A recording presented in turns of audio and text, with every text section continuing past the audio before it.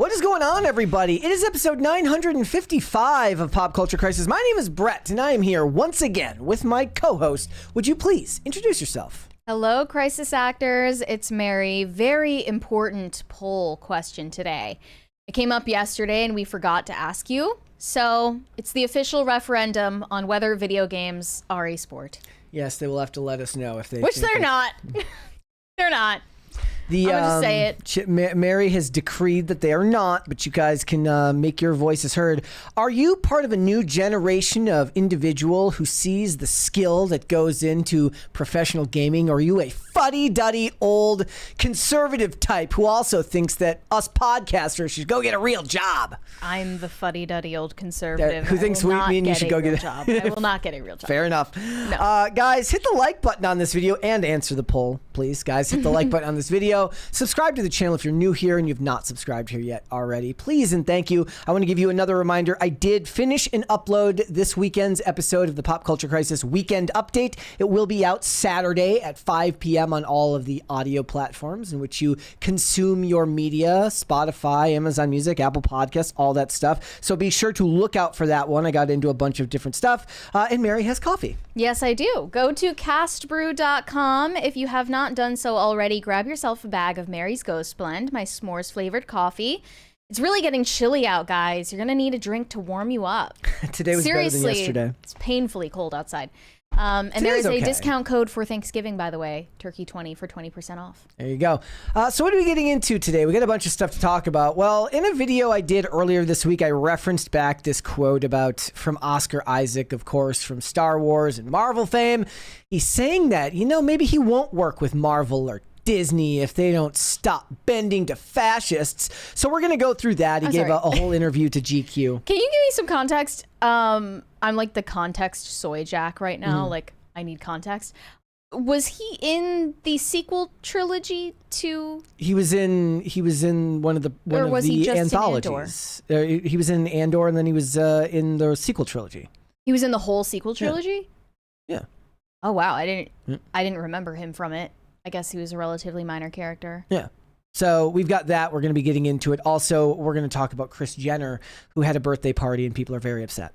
Well, yeah, partly because she is allying herself with Jeff Bezos and Lauren Sanchez and big tech oligarchs, but also because she dissed Meghan Markle. There were photos of Meghan Markle and Prince Harry, I guess ex-Prince Harry, at the party as well, and their own fans aren't too happy about it, but also photos of them at the party got mysteriously deleted the next day. Also, Hilary Duff is shading Leo. Yeah, I did not know that Hilary Duff and Leonardo DiCaprio dated. I mean, that's not confirmed one way or the other, but allegedly they had a secret relationship, and Hilary Duff has written a diss track about Leonardo DiCaprio and his obsession with dating younger women and saying to them, "You're so mature for your age." I don't know how I feel about white people making diss tracks to begin with. Wait, is that culturally appropriating? It's cultural appropriation. Yeah, I don't know if it. I think if you're dissing someone in a song, it counts as a diss track, even if it's not a rap song, right? Fair enough. At least it should. Fair enough. Mariah Carey's diss track against Eminem, I think, is the only time when he actually has been upstaged. Yeah. But then she ended up denying that Obsessed was about Eminem. She was like, look, if you want to think that Obsessed is about you, maybe if the shoe fits, you're obsessed. So we've got that. We got a bunch of other stuff. If you're ready to go, we can just go for it. Are you ready? Yeah, let's go. Let's go for it. So I lost count of how many Toy Story movies there were, but they're trying to revive this franchise after the failure of 2022's Lightyear movie that excluded Tim Allen as the fan favorite voice actor. Toy Story 5 is coming out in 2026. The date that they have published so far is June 19th, but being Disney as it is, they might delay it further. They put out the first teaser trailer for the movie. And I actually think there's reason to have hope for this movie because, as I can tell from this trailer, the villain of the story is the iPad. Not the iPad baby. The iPad baby is the victim. The iPad is the villain, which is threatening the existence of toys. Okay, let's go ahead and watch childhood this. As we know it. Rip to the monetization on this episode, but let's go ahead and watch this. You will be.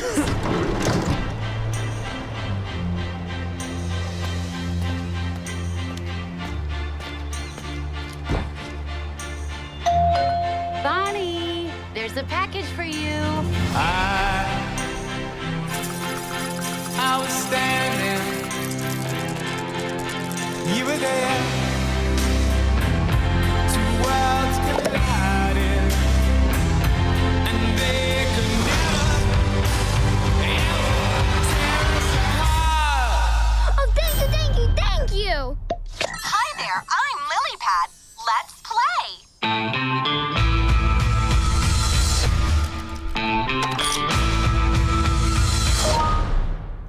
So that seemed like a reference to the Leapfrog, which was like the very first rudimentary version of a tablet for kids. I don't remember when that came out, but they're well overdue to incorporate this into the story. The last installment of Toy Story came out back in 2019. My gosh, was it that long ago? Yeah, it has been a long time. And now everyone is talking about how this is taking swipes at the parents of the iPad baby generation, and it might ruffle some feathers and offend some people. I'll tell you, iPad parents are the most easily offended people on the internet. Why? Because people take offense when people say you shouldn't be raising your kids with iPads. And they never really have any defense for what they're doing other than, you know, you're going to do it too when you have kids. You'll all see. It's harder than it looks to, you know, occupy your child's imagination with something other than Cocomelon. Like, the whole argument that they use in favor of why they do what they do is like, it's hard to be a parent, which is news to exactly no one. I mean, that's people. It's not newsflash that people get defensive when you call their prowess at something into question. Like, I guess that's just the way of the world. Well, the thing is, they don't seem to argue that they're like doing the right thing. They're actually just trying to say, like, I'm doing what's best for me, which is the opposite of how your life ought to be oriented when you have children. Well, I mean, like, is it going to be some type of level of nuanced discussion? Like, okay, it's not necessarily that having an iPad in front of your kid is inherently bad. It's that you do it indiscriminately, and they're doing it in public when they're out at restaurants, and they're not limiting the amount of time they're given access to it. I understand the position for many people is just that, you know, it's evil and it's bad inherently, and it's not going to be good for them. But most people are going to take a more nuanced approach and show them some content on a tablet, but not let them run wild with it and have free reign over it all the time. Well, look, there are extremes. I wouldn't say that letting a child interact with something like an iPad is inherently evil. I would say, yeah, but that's how they're taking it. I would say that it's inherently damaging, and that is proven beyond a doubt. It is neurologically damaging for children to be exposed to that type of stimuli. It's just that is indisputable at this point. And there is not what I would consider any way you can moderate it. There's no healthy, common sense iPad control. Like, there just need to be no iPads in the hands of babies and toddlers. It's just not right. When is the appropriate age for them to start having access to them? Probably teenagers. So no. Why should they have access to the internet at all? That's insane. Well, okay, so then you have the discussion. Are we talking about giving them unfettered access to websites, or here's a show on a tablet that you can watch? Even that, I think that Miss Rachel and all of the children's content these days is designed to be addictive and way overstimulating for children. They experience colors and sounds in a much more impactful way than adults do. And nobody takes that into account when they sit their kid in front of Miss Rachel, and there are animations and symbols and sound effects on screen and a massive amount of stimulation the entire time. So how is it, what would be the most meaningful changes between, say, when I was a kid and you had shows on PBS, or I guess I didn't watch a lot of cartoons, so that wasn't really my thing, but there was a lot of shows that were made for kids back then, is because there was more of a narrative structure to the show, and it wasn't just flashing colors and lights and things like that. Yeah. So I remember even back then, some people in the chat will probably have the same memory. If you stood too close to the TV, like, your parents would be like, don't stand so close to the screen. Like, back up. It's going to fry your brain. They just had an inherent sense that this was damaging kids' brains even before tablets.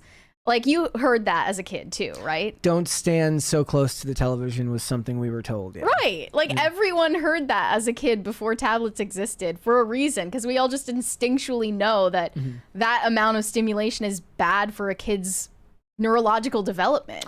I saw this tweet that said, honestly, at this point, if they're going to keep making endless Toy Story movies, don't do any more bittersweet emotional endings anymore. Pixar baited us into believing the franchise would be finished twice. So don't even think about making a bittersweet ending to 5. What is it? Is it Woody and Buzz just ride off into the sunset? Knowing, is this basically going to be like, maybe it'll be like F1 where Brad Pitt's character makes a comeback. Maybe Woody and Buzz make a comeback as toys, veterans coming back to save the day.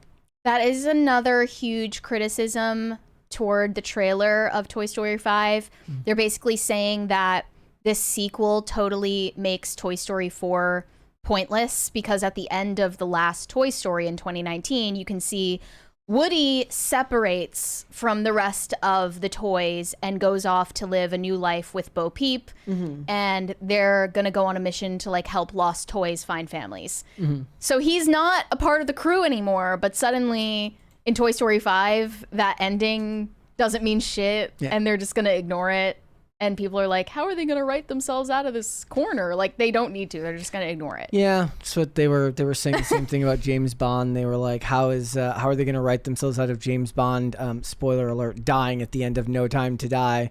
And I was like, they're just not going to address it, which makes perfect sense. Yeah. That's why it didn't make any sense that at the end of Die Another Day, James Bond is having sex with Halle Berry's character on a bed of diamonds. I think they were diamonds. And then in the next movie, he's a junior agent who just achieved 00 status. Doesn't make any sense. Doesn't need to make any sense. I posted about this optimistically, but I got a lot of replies from people who think that this movie is going to be pro-tablet.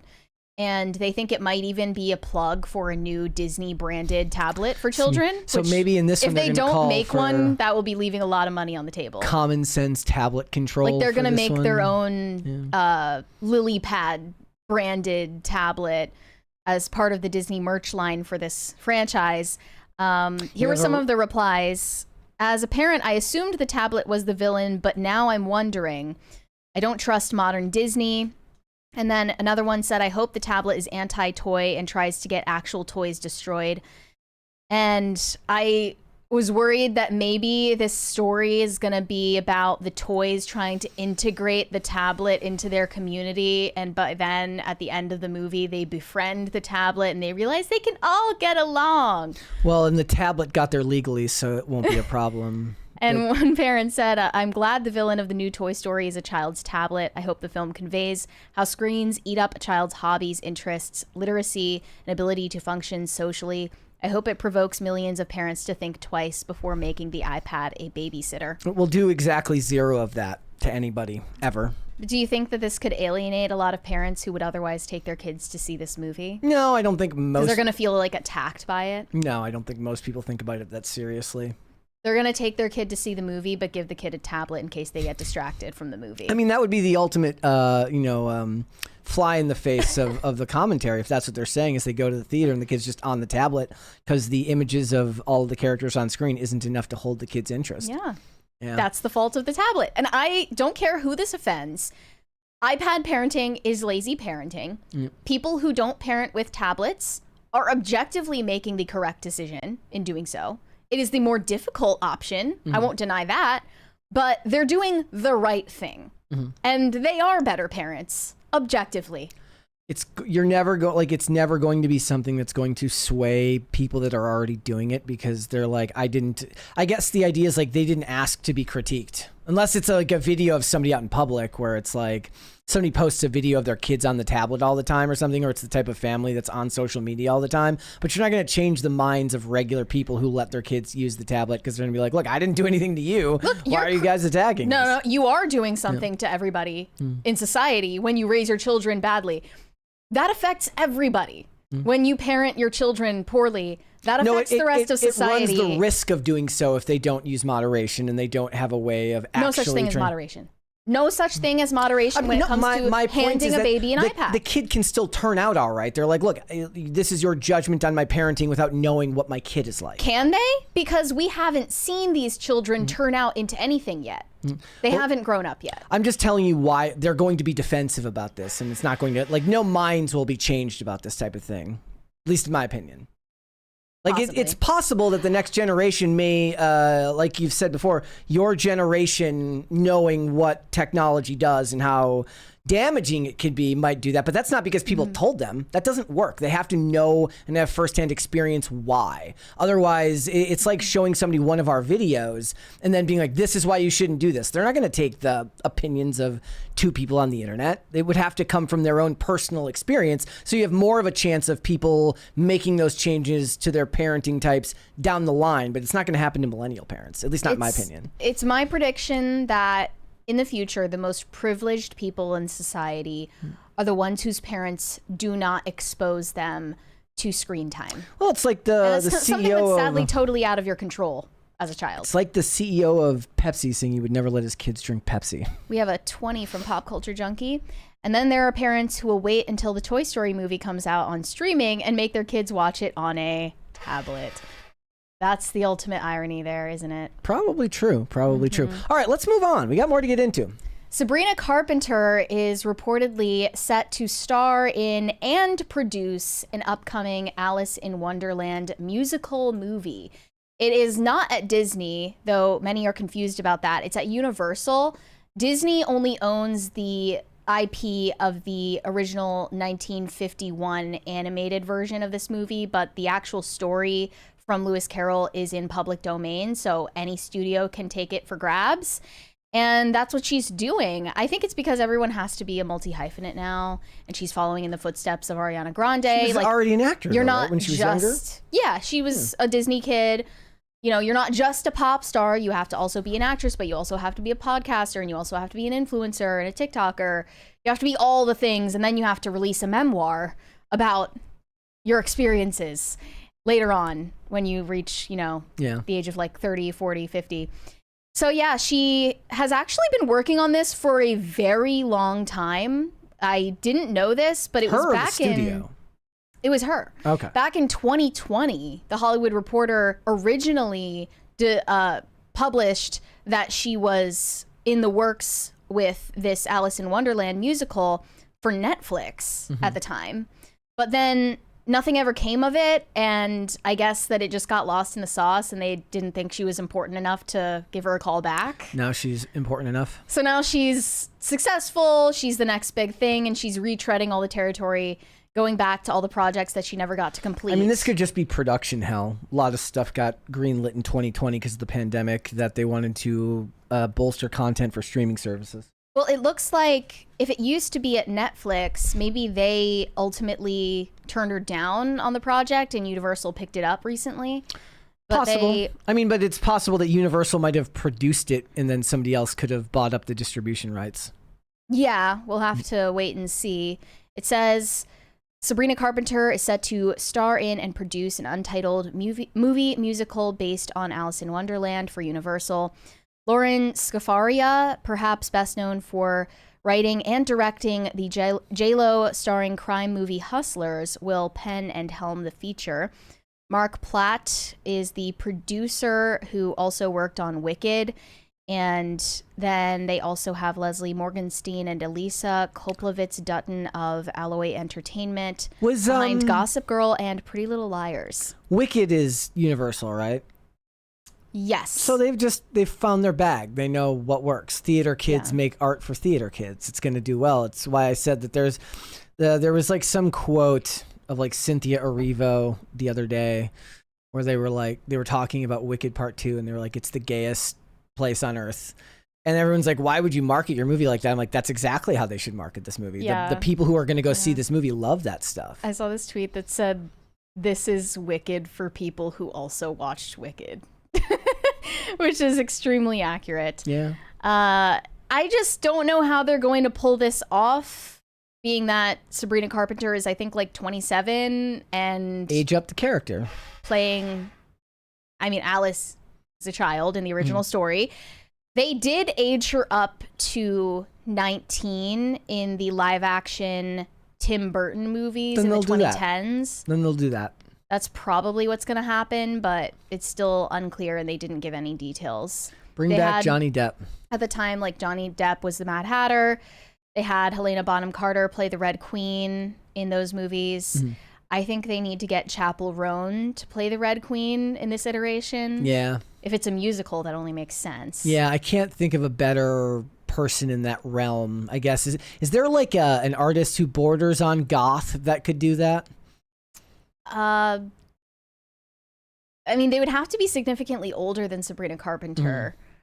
I can't think of any off the top of my head. Borders on goth? Yeah. That's rare these days. Yeah. Well, Helena Bonham Carter kind of bordered on goth, so makes perfect sense. They don't really have anybody like that now. Yeah. It's not really a thing. I mean, Lady Gaga is like alternative. I wouldn't be surprised if they went with that. Yeah. I mean, if they want to, I mean, she could cost them a fortune to do it, but you want somebody who's as big of a star. If Ariana Grande was the big star leading into Wicked and Cynthia Erivo is the new face, you want an even bigger star than Sabrina Carpenter. You get Lady Gaga. And then Mad Hatter predictions could be Oscar Isaac. Could be Oscar Isaac. Probably. Or actually, you know what? It'll probably be Coleman Domingo. Oh, no. It'll probably be Coleman Domingo. I don't even know why I dislike him. I just think he's overexposed. He's very exposed. He's in Running Man this weekend, and everybody said he's great, but he's barely in the movie. But him and Josh Brolin just kind of showed up, got their paychecks, and moved on. By the way, in case you guys forgot, this producer, Mark Platt, has personal beef with Rachel Zegler. So we did cover this at the time around when Snow White released earlier this year. Mark Platt was trying to keep Rachel Zegler under control during the marketing phase of Snow White. And he eventually, allegedly, sent out his son on a field trip to go fly to New York to have an intervention with Rachel Zegler over her post about Free Palestine under the Snow White trailer. Yep. And Jonah Platt, Mark's son, eventually spoke out and said that it was Rachel Zegler's narcissism and her addiction to posting her political statements that tanked the movie, which nominally is true, but they only had a problem with her saying Free Palestine. They didn't seem to have any sort of problem with her trashing the original Snow White or any of her other feminist statements that demeaned the original story. They only had a problem with it as soon as she said Free Palestine. They didn't even have as much of a problem with her denouncement of Donald Trump and his supporters. Only when she said Free Palestine was it ever a problem. Yeah. And then they had to place all of the blame on that. Well, this movie will be allowing all of that stuff. They'll love to talk about that stuff. They're not going to stop them from talking about it here. I saw somebody else suggest Charlie XCX. To play the Mad Hatter? No, to play the Red Queen. I also should mention Sabrina Carpenter, unlike Rachel Zegler, actually has a long-standing devotion to this story. I found these pictures of her from her Sweet 16, where she had a completely Alice in Wonderland themed birthday party at the time, which is just crazy. Imagine being like this cool at 16. Yeah. She looks like Lindsay Lohan-esque there in that photo. No offense to like Sabrina Carpenter now, but she was actually cooler back then. Yeah. And she looked like a human being. When she had hair that looks like crinkle cut fries. She didn't look like a puppet back then. She's done a lot of work on her face. But maybe that makes her fitting for this project since it's supposed to be uncanny. And obviously Sabrina's whole career is booming right now, and she is the next big pop star, meant to be the successor to a Taylor Swift. She's going to fill her shoes. But maybe Taylor Swift should be attached to this project. Maybe Taylor Swift can play the Red Queen. Yep. And you can see her in red in this video, which is circulating at the moment. So you can see them at the Grammy Awards after all of the awards were given out. This is Taylor Swift barging into all of Sabrina Carpenter's conversations drunkenly. At least it seems that way to me. And being totally ignored by everyone there. Like, you can see Margaret Qualley, who is her producer, her longtime producer's wife, just not even looking in her direction. Then Sabrina moves on, and then she gets into this other conversation. Taylor Swift looks over her shoulder and then drunkenly just... She does look drunk. She just is hanging over everyone's shoulder and involving herself. It's hard not to look that way when you're a foot taller than everybody there. This tweet says, this video makes me feel so embarrassed for her.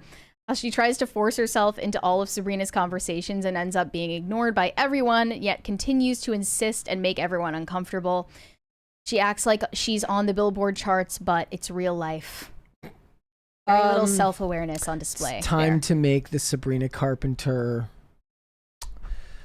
Hillary Clinton movie.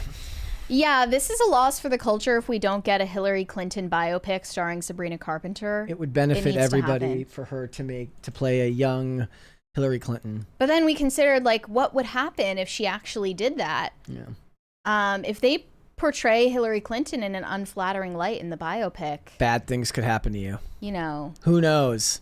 It's a big risk. You know, it'll be lawfare first, and then after that, who knows what will happen? Anything could happen. You don't want to end up in Hillary Clinton's crosshairs, and that's a metaphor.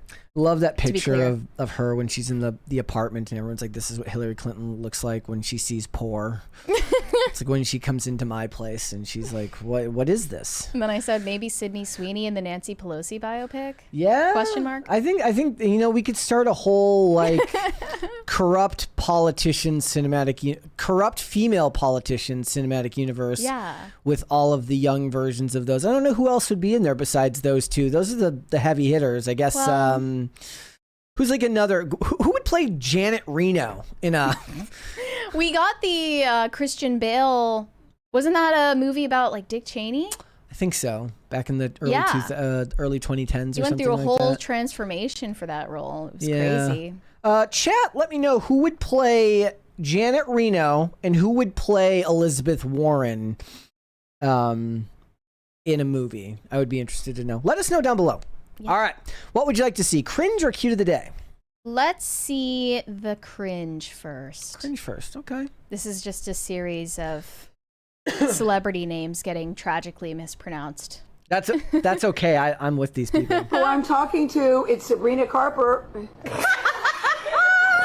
Adele Dazeem. Please welcome to the stage, Dixie D'Amelio. Close enough. Close. Congratulations. Have a wonderful time tonight, Taylor. Thanks. Taylor Smith, everyone. No! How old was she? Oh, she's younger there. Not by. It wasn't that long ago. She definitely should have been. Taylor Smith, everyone. Like, I think that's just a power play on the announcer's part to be like, you think you're famous, but you're not famous enough. It's a Mandela effect. Can I ask you a question? How does I think I had this conversation with somebody before. Is like, who is it more embarrassing for when a name is mispronounced? Is it more embarrassing for the celebrity who thinks they're famous enough that they would get their name right? Or is it more embarrassing for the announcer who gets it wrong? The announcer. It's more embarrassing for the announcer that gets it wrong? Okay. There's a power imbalance there. Then I'm at an advantage because people pronounce my name wrong all the time. Just Daycivic was the craziest one I heard. Yeah, that's okay. Taylor, well, our time is up here in Vegas. See, she looks like she's like, am I being punked right now? Like, people know who I am. Do you know who my father is? Ladies and gentlemen, Ariara. Okay, is there actually an actress named Linda Tortellini? Because there's a Linda Cardellini. I think that might have been another one. Did Winston in the chat, not to call you out, bro, but is there actually a Linda Tortellini? Because that would be amazing if there was a Linda Tortellini. He just gave up. Olivia Rodriguez, the little Mexican girl. That's fine. You know what? That's not even a mispronouncement. That's just like, you know. Crying. 0 out of 10. Here to perform the Oscar-nominated, gorgeously empowering song, Let It Go, from the Oscar-winning animated movie Frozen, please welcome the wickedly talented one and only Adele Dazeem. Hi. The problem is giving it that much hype up to the lead up. Like if all you did was get the name wrong, that's one thing. But if you have to go the wickedly talented, the salaciously sounding, the Hey guys, I'm Rosie, and we're interviewing Nickelodeon stars Ariana Grande. So, I mean, that would be her name if she was dropping diss tracks. Ariana Grande. Ariana Grande. there's a woman that you know as Dua huh? Her name's Dua Lipa. Dula, yeah. But you call her Dula Peep. Dula Peepa. Dula Peep. Dula Peep is my favorite.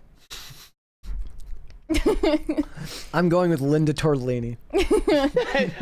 Okay. All right. Let's do cute of the Dula day. Peep. Lil Peep. Do a Lil Peepa. I can't help but love Wendy Williams. Yep.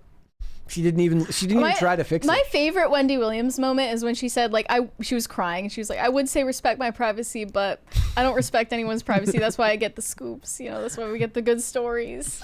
That's fine. All right, Ariana Grande. Good for her. Cute of the day. This one's from Darlove187. I'm assuming I'm pronouncing that correctly, but if I'm wrong, who's it more embarrassing for, me or you? It says Mango and Darla love their boxes. Aw, I love the name Darla. Darla's a good name for a cat. Very cute. They're That is- exceptionally cute, actually. Yeah, those are good ones. All right, Dua Lipa. Wait, I couldn't even get it wrong on purpose there. That's and when I get names wrong, I just say sorry, bro. I don't know. It's fine. Maybe it's because I've got a lifetime of people pronouncing my name wrong. I'm like, deal with it. But there we go. Let's move on. So Oscar Isaac is currently in the press tour for Frankenstein alongside Jacob Elordi. What? What? Frankenstein? Is it Frankenstein. Frankenstein? Yeah. I guess for Dula Peep. There you go. starring I thought you were Jacob doing it on Elordi. purpose. Yeah. Okay. Yeah. Frankenstein. Oh, I thought it was Yeah. both. And he just did an interview with GQ where they didn't really talk about the movie. They just talked about Oscar Isaac's feelings about Disney. He's worked with Disney a lot over the years. He was a Star Wars actor in the sequel trilogy, as well as Andor, where he made the return, ultimately proving himself wrong that the only reason he would return to Star Wars is if he needed to buy another house. And he recorded this interview a while back, evidently, because he said that he is not interested in working with Disney until they prove that they are not fascist. Yeah. After the suspension of Jimmy Kimmel's show, this is what they said in the full context. So he first off answered for that earlier comment from 2020. You said once that you would never return to Star Wars unless you needed another house. He said, yeah, that was a real likable quote. You know, people ask you things, you say stuff, you don't really think about it that much. I said a slightly dickish thing. And then they say, you've softened on this in recent years. You said, well, maybe, why not? He said, yeah, I'd be open to it. Although right now I'm not so open to working with Disney.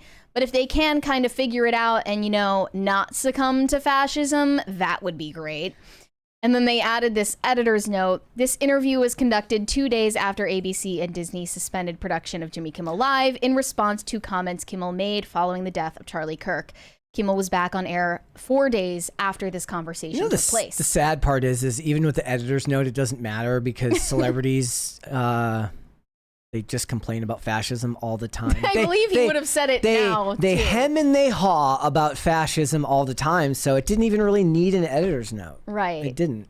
Yeah, and, Oscar Isaac sounds like somebody who's not getting calls and is mad about it. No, he's getting calls. He's getting From Disney, I Oh, mean. from Disney.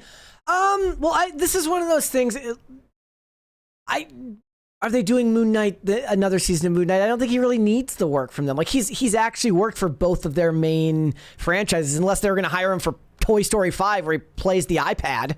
Like he's done Star Wars, he's done Marvel, and he doesn't really need to do more with Disney. It's actually more befitting of him. It seems like from everything that we've seen is like you get more, like you make more money when you do the Netflix stuff anyways. That's what it feels like. They get bigger paychecks when they work for Netflix.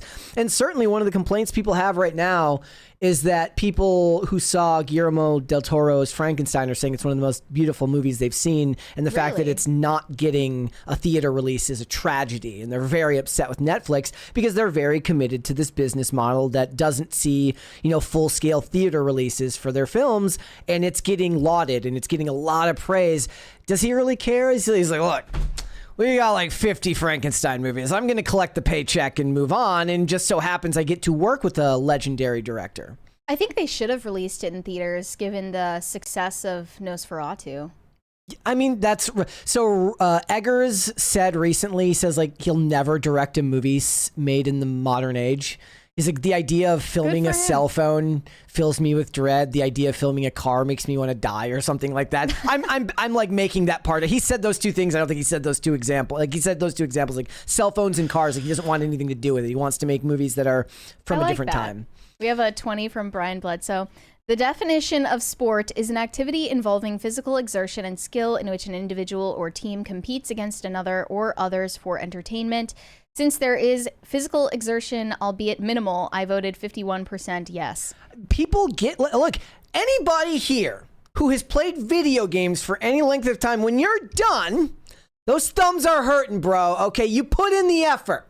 Okay. Put in the effort. But listen, podcasting involves some level of physical exertion. Yeah, but it's not. Right? But it's not. We're not competing against each other. I'm sure that there could be elements of competition in podcasts. It would have all podcasts are competing against other podcasts. No, you know how we'd have to do it? We'd have to have a Stream Deck competition to see who can change the yeah, settings. Is operating the Stream Deck a sport? Yes. Is that a sport? Is this a sport? You're watching it right now? If the goal is to see who can change the most screens by a specific time, then yes, it's a sport. That's BS. Video games are not a sport. Okay, guys. continue. Anyway, this reply said, make your company gay as hell, literally funding child trans chop shops, vax max every single employee and customer, still not woke enough. Yeah. It's never woke enough for Oscar Isaac. And this reminded me that Jimmy Kimmel and his wife are still not over the suspension that happened in September. They still have not emotionally recovered from it. It appears it was very traumatizing for them. And they were recently venting about how they've had to end friendships and family relationships over their support for Donald Trump because it's personal now. It's not just politics. It's family loyalty in their mind. Yeah, here we go. Immediate family. This is Jimmy Kimmel's wife. Yes. They did not vote for Donald Trump. Okay. They did the first time, a few of them. We flipped them the second time. It's weird. When Donald Trump was first elected, I was so upset. We all were. But I remember thinking, I understand it because I grew up in a very conservative Republican house. I mean, I bought my dad a Rush Limbaugh tie in high school. I guess we haven't gotten to the Labubu part of the story yet, but I believe this maybe a tiny bit more than I believe the Labubu story, but we'll continue. I voted Republican straight ticket, and that's what I was told. So you allowed other people to tell you how to vote, and that was a good thing somehow, and then you learned a different way to vote, but now you're trying to use the same tactic they used on you on them? That seems fishy. Woman moment. To do. And then I left St. Louis, Missouri, and I met people from different backgrounds, and I started to understand different things and different needs and different people. And there's like a little bit of sympathy I have for people in my family that I feel are kind of being deliberately misinformed every day. Mm-hmm. And they're deliberately being misinformed every day. I'm sorry, but I covered this. I did a video today on all this, and like I'll just start retreading territory on all of it. I didn't do that intentionally. I didn't know we were going to cover this on the show today. I got relatively angry about all of this. These people are trash. I don't believe them 90% of the time when they tell these stories. This I believe. The story about Jimmy Kimmel's kids, unless the kid comes out and says it themselves, and even then, I don't put them above coaching their kids to stay super shape because these people are demonic. in a lot of ways. And there was a Colbert clip that came out today where he said his job in late night TV, where his job is supposedly to be a comedian, I guess that's what they are by trade, interviewer, is to tell you how to think about politics, because they're the ones who pay attention. They're like that friend who plays close attention to politics, and then they tell you about it. And then he says, and I'm not even kidding, he says, and it's more important that I tell you, how it makes me feel. So it's your job as the viewer to let these scumbags in suits tell you how to feel, because you're so dead inside and brain dead that not only do you not know how to think, you don't even know how to process emotions properly. So you should let coastal elite scumbags tell you what the proper governance is in this country, and then tell you how to feel about that. These people are awful. Sorry, let's continue. And they believe it. But it hurts me so much because of the personal relationship I now have, where my husband is out there fighting this man. And to me, them voting for Trump is them not voting for my husband. And your husband isn't running for office, and is 110% possible that the causes in which your husband champions don't align with the things that they want to see done. My main point when I did that video is I brought up a recent tweet from Clint, like the dude who does podcaster. Clint Russell? And I was like, he had a list of complaints about Trump. Very, very reasonable. H-1B visas, 600,000 Chinese student visas, going to jail for anti-Semitism, and all this other stuff that people have very real complaints, none of which are fascist. And if you want me to believe for even a second that somehow the people I'm exposed to are less informed than you, continue. Sorry. in our family. And I unfortunately have kind of lost relationships with people in my family. That's because you're a bad person. Because you can't allow people to think differently than you and vote differently than you, because they have different priorities in life. Because of it. It's like, this is not just Republican versus Democrat for me anymore. It is, to me, it's family values. And it's really hard for me because I grew up believing in these Christian ideals of taking care of the sick and taking care of the poor. And I don't see that happening with this Republican Party. And so I feel like I'm kind of in constant conflict.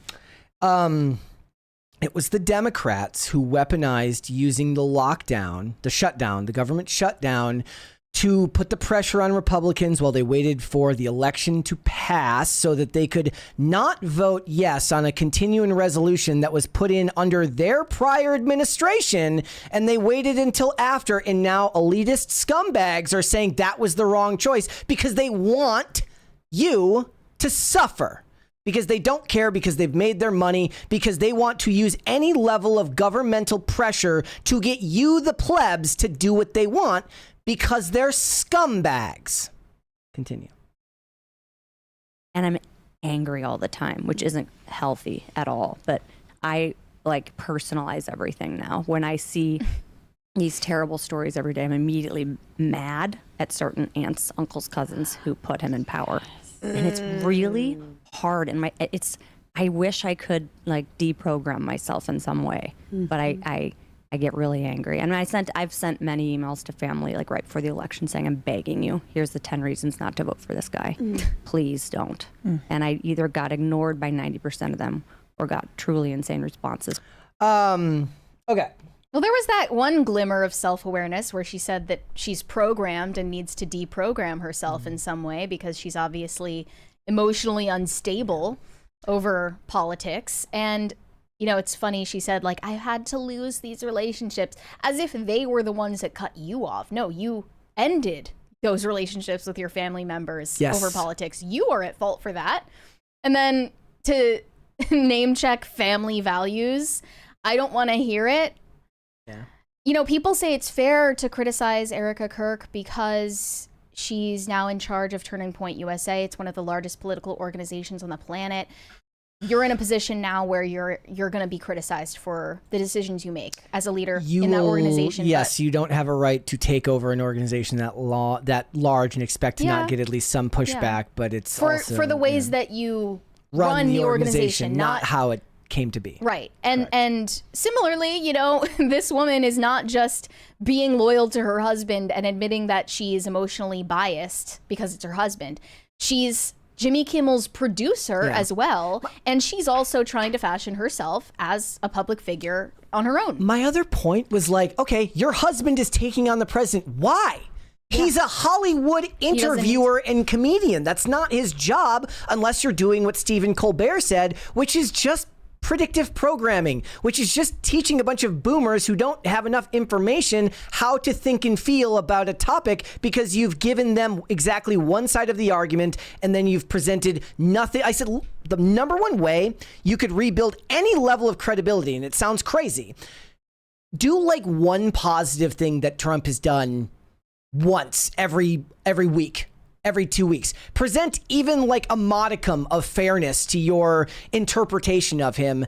And look, I did a video this week talking about, after we did the stuff about Trump and Olivia Rodrigo and Taylor Swift, and I did a video on the Trump administration invoking Batman to do videos for Customs and Border Patrol. And I was like, you know what? Politically, it makes perfect sense. He's using pop culture as a way to push the Overton window in a direction that he wants to see fit.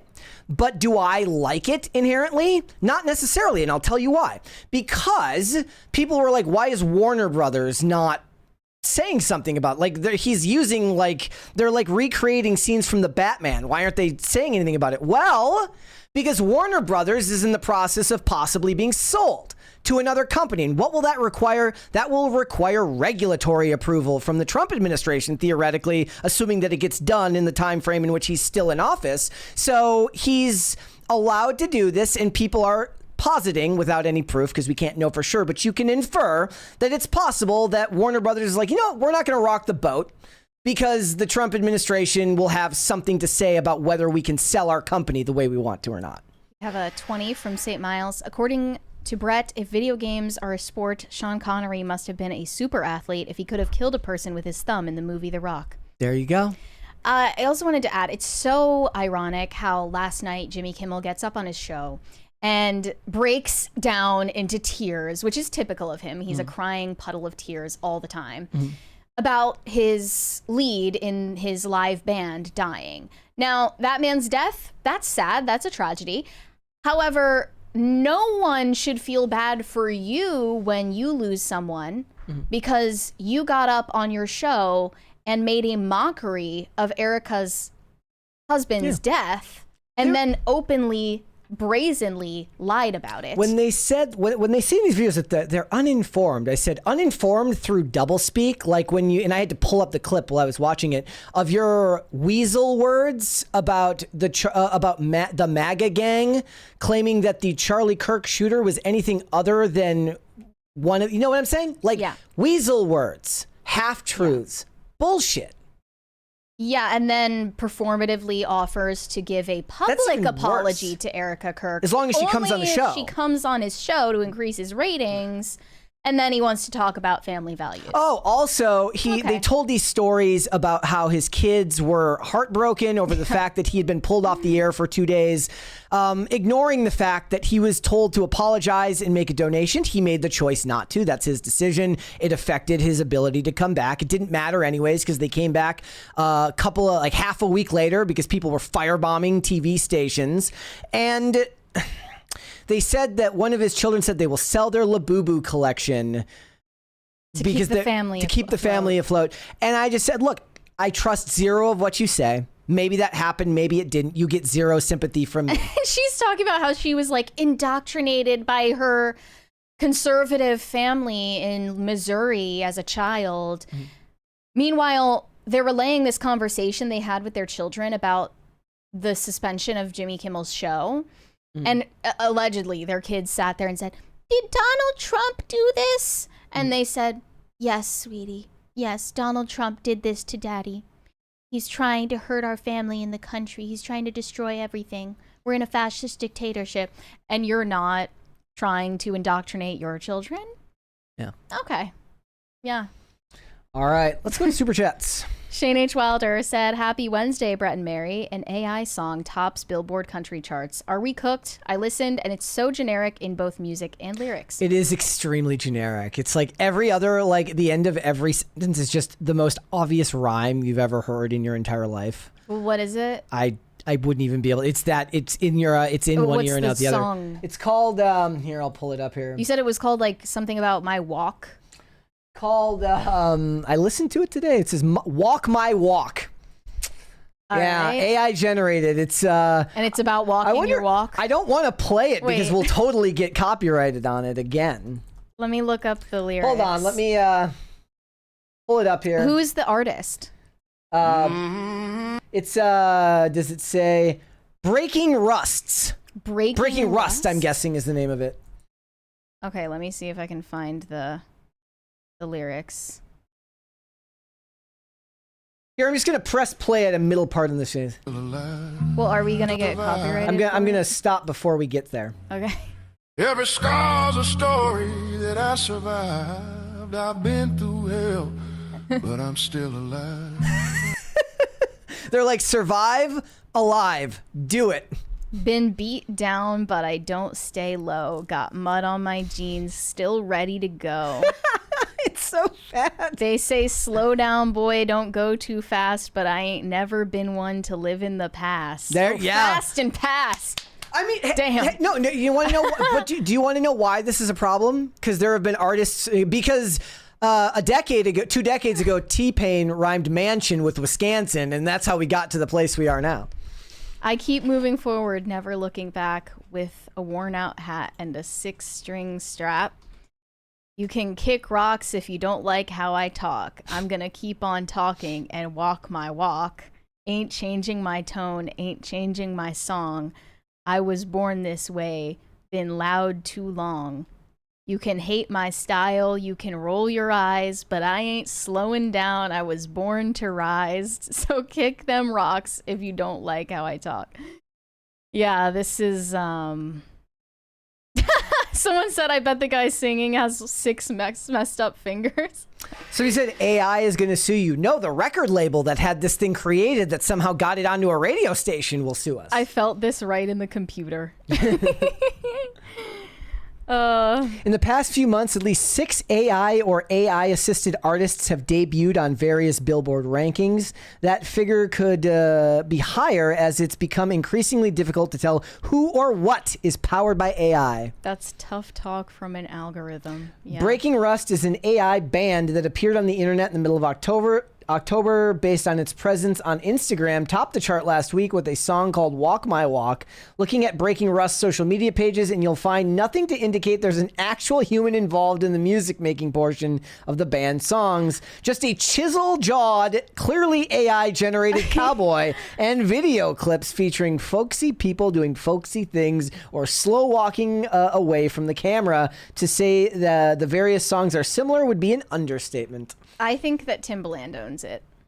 Probably. Because he also owns that indie band called, I think it was like Velvet Sundown or something. Yeah. He's trying to be the trailblazer in AI music. Lennox S. said Toy Story 4 and 5 should not exist. I don't even remember the third. I don't remember the second or third one now that you mention it. Yeah. Kind of blocked those out. Let's hold off on the rest. Let's come back. Yes. So over the weekend, Kris Jenner turned 70 years old and celebrated it with this huge birthday party full of celebrities that was hosted actually at Jeff Bezos and Lauren Sanchez's mansion in Beverly Hills. And it was hugely controversial for the invite list, and it represents to some people a coming together of all the oligarchs who are cozying up to Trump and big tech CEOs. Kris Jenner being just one of them. And not just that, but also the transhumanist element, given that Kris Jenner simply does not look like any 70-year-old who has ever walked the earth. Yep. In these pictures, you can see... Here's a picture right here. She doesn't look 70, but she also doesn't look like any other age. It's blown out like one of those Life Touch photos, like in a mall where you get the photos taken and they just make you look pure like... Like what, at JCPenney or something? Yeah, like there's just a giant spotlight on your face. We have a 20 from Robert Delara. Johnny Carson was stated about not talking about politics. Once you start that, you start to get that self-importance feeling that what you say has great import, and strangely enough, you could use that as a forum. Believe it or not, nobody cares about their opinions, and nobody cares about our opinions about these things. Likely, they already believe what they're going to believe, and you're just going to annoy people. For us, it's our job to comment on this type of stuff. Jimmy Kimmel what he should be doing is taking stock of the fact that he could be doing literally anything else. Like, why be so boring? Like, why not do fun stuff with the people on your show and talk about interesting things? You've got the platform. It's subsidized. You think you're bringing in the money to pay 100 writers? No way. Not in the 10 p.m. Night slot, and not in an aging, dying medium like terrestrial television. Jimmy Fallon is slightly better at it, but only slightly. So at this birthday party, they had a long list of attendees, including Oprah, Gayle King, of course, whose only job is being friends with celebrities, Mariah Carey. Good work if you can get it. Alicia Keys, Chris Rock, Paris Hilton, Meghan Trainor, Sierra, Melanie Griffith, Mark Zuckerberg and his wife. Of course, Jeff Bezos and Lauren Sanchez were there. Tyler Perry was there. Stevie Wonder, the whole Kardashian family was there. They also had Adele, Justin Bieber, Ryan Murphy, Martha Stewart, Snoop Dogg. I guess they came as a couple. Kate Beckinsale, Travis Barker and Alabama Barker. Tina Knowles, Beyonce's mom, as well as Beyonce and Jay-Z, who entered through a secret entrance to avoid the paparazzi. Bill Gates was there. Just a never-ending list of tech CEOs and billionaires and celebrities alike. And it was themed after James Bond, which of course was Jeff Bezos' choice. Makes and seemingly sense. Sponsored by Dunkin' Donuts, which is a weird detail. There's two Sydney Sweeney connections right there, because Bezos wants Sydney Sweeney in the next James Bond movie, and Sydney Sweeney is a Dunkin' Donuts representative. Right, exactly. Or no, I think she was Baskin Robbins, and then the other guy... The guy from The Summer I Turned Pretty, he was the Dunkin' guy, but they're similar. Damn, I bet you somebody, I think I mentioned like her and Dunkin' Donuts in some video recently. Somebody's like, hey, loser. It was Baskin Robbins, not Dunkin' Donuts. But among this whole list of controversial guests, the most controversial by far was Prince Harry and Meghan Markle. And they were spotted in multiple photographs at the party. Some of them, they posed with Kris Jenner and with Kim Kardashian. These photos were then posted to Kim Kardashian and Kris Jenner's Instagrams, respectively, and then promptly deleted for unknown reasons. Both of these accounts removed their photos from the carousel posts at the same time with no explanation. Wait, meaning like untagged themselves or something? No, they removed the photos. Who did? Kim Kardashian and Kris Jenner. They removed the photos. On their accounts, removed the photos of Prince Harry and Meghan Markle at the party after posting them.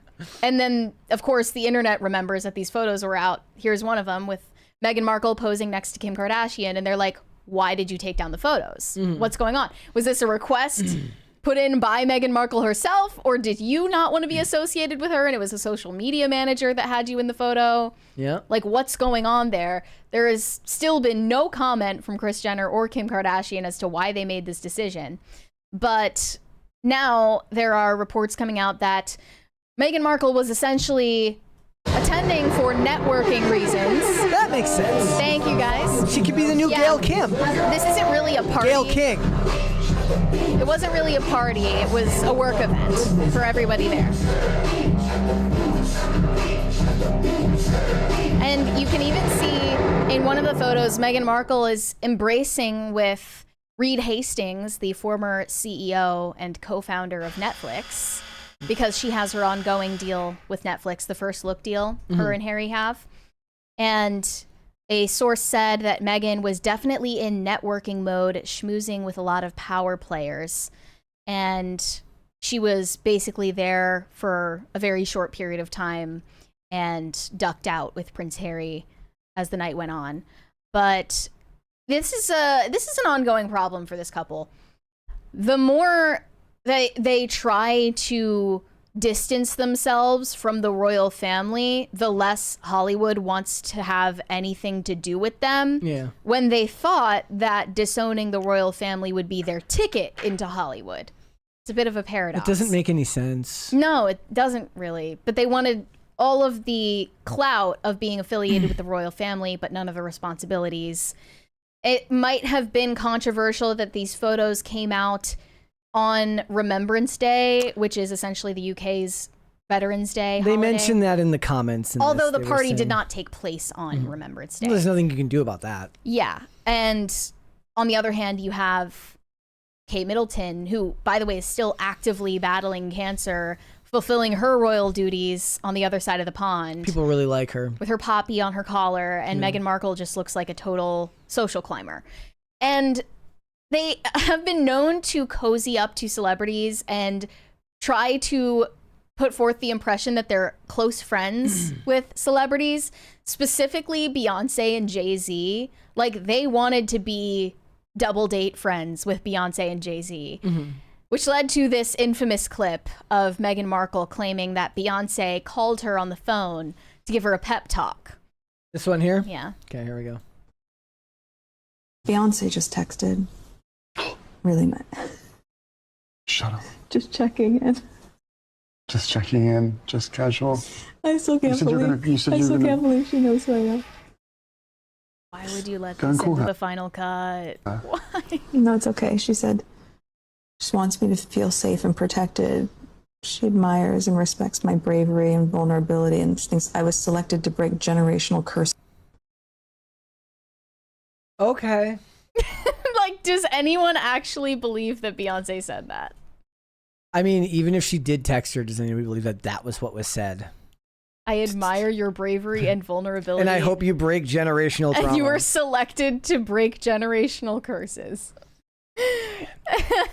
And they rebelled against the royal family for reasons that were purely self-serving. Yes. So that they could spend their time in California preserving jam and canning. Not and using appliances correctly. beekeeping, not using appliances correctly, creating merch, and making Netflix shows. None of their rebellion against the royal family has anything to do with, like, British imperialism and, like, the ongoing specter of colonialism. Honestly, I'm very impressed that Beyonce cares that much. She's a queen. You're part of the Beehive? Yeah, now? that's me. There's a 20 there. Let me see. Who is this from? Nelly Gandela. AI music could, in a way, be a good thing because it will force songwriters to write non-generic songs, and those that can't will get replaced. Also, love the show. Well, I actually agree with you on its face, but what's funny about it is it's so generic that I think even the most generically written human song still has more unpredictability than, like I said, I when I was talking about this in this video that I did earlier, I mentioned that I heard this song and I already forgot the name of the band. It was like Spectral Night or something like that. And I sent Carter this song because it was like right up his alley. It was like heavy pop punk, like very pop, very like electro pop punk. And I was like, Carter will love this, and he listens to it. And I'd only really listened to I listened to like 2 songs. And he's like, this is AI.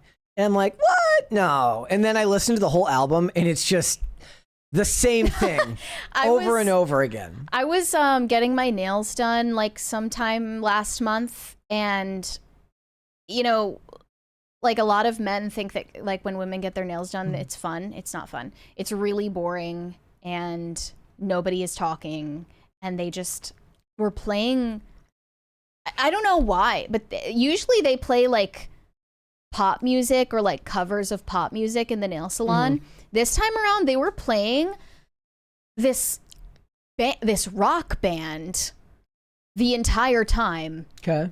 And I felt like I was the only person who noticed that it was AI rock music. Okay. And all of the lyrics were about like rock and roll, something, something, my soul never dies, something, something. That's how you know. It's like the lyrical arrangement of the songs is too bland for it to be created by a real person. The lyrics were terrible. Yeah. The vocals were painful to listen to. It was like no human could actually sing like that. And it's not singing because there was very little intonation.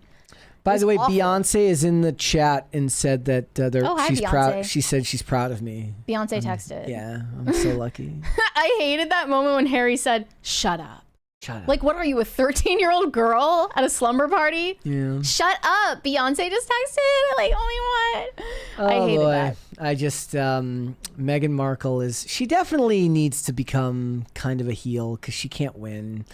She's, it's sad too because I'd like to believe that like there's this attempt to be earnest and she doesn't know how to do it. Look, pivoting your career and brand from being affiliated with the royal family to being some sort of lifestyle or television host should have been a 15 to 20 year plan, not a 2 to 5 year plan. And now she's facing the consequences of that. All right. All right. Not that Jon Stewart said the real question, is Tim Allen voicing Buzz? Yes, he is. They brought back Tim Allen because they realized they made a huge mistake cutting ties with him in the first place. He also retweeted like the trailer for it. Yeah, he said positive things about Toy Story 5 so far. Shane H. Wilder said Woody and Buzz should drop the tablet in the pool and hide all the rice. Then the kid will go back to toys as it should be. Yeah, that movie sounds like it could conclude in like 5 minutes. Is that like the evil version where like the kid gets in deep trouble for dropping the tablet in there and gets grounded for a month and they're like, look, we're doing this for your own good. Like, how do you ground a baby? You ground the baby. Babies are already grounded. They don't leave the house. Yeah. I never got grounded. Did you get grounded?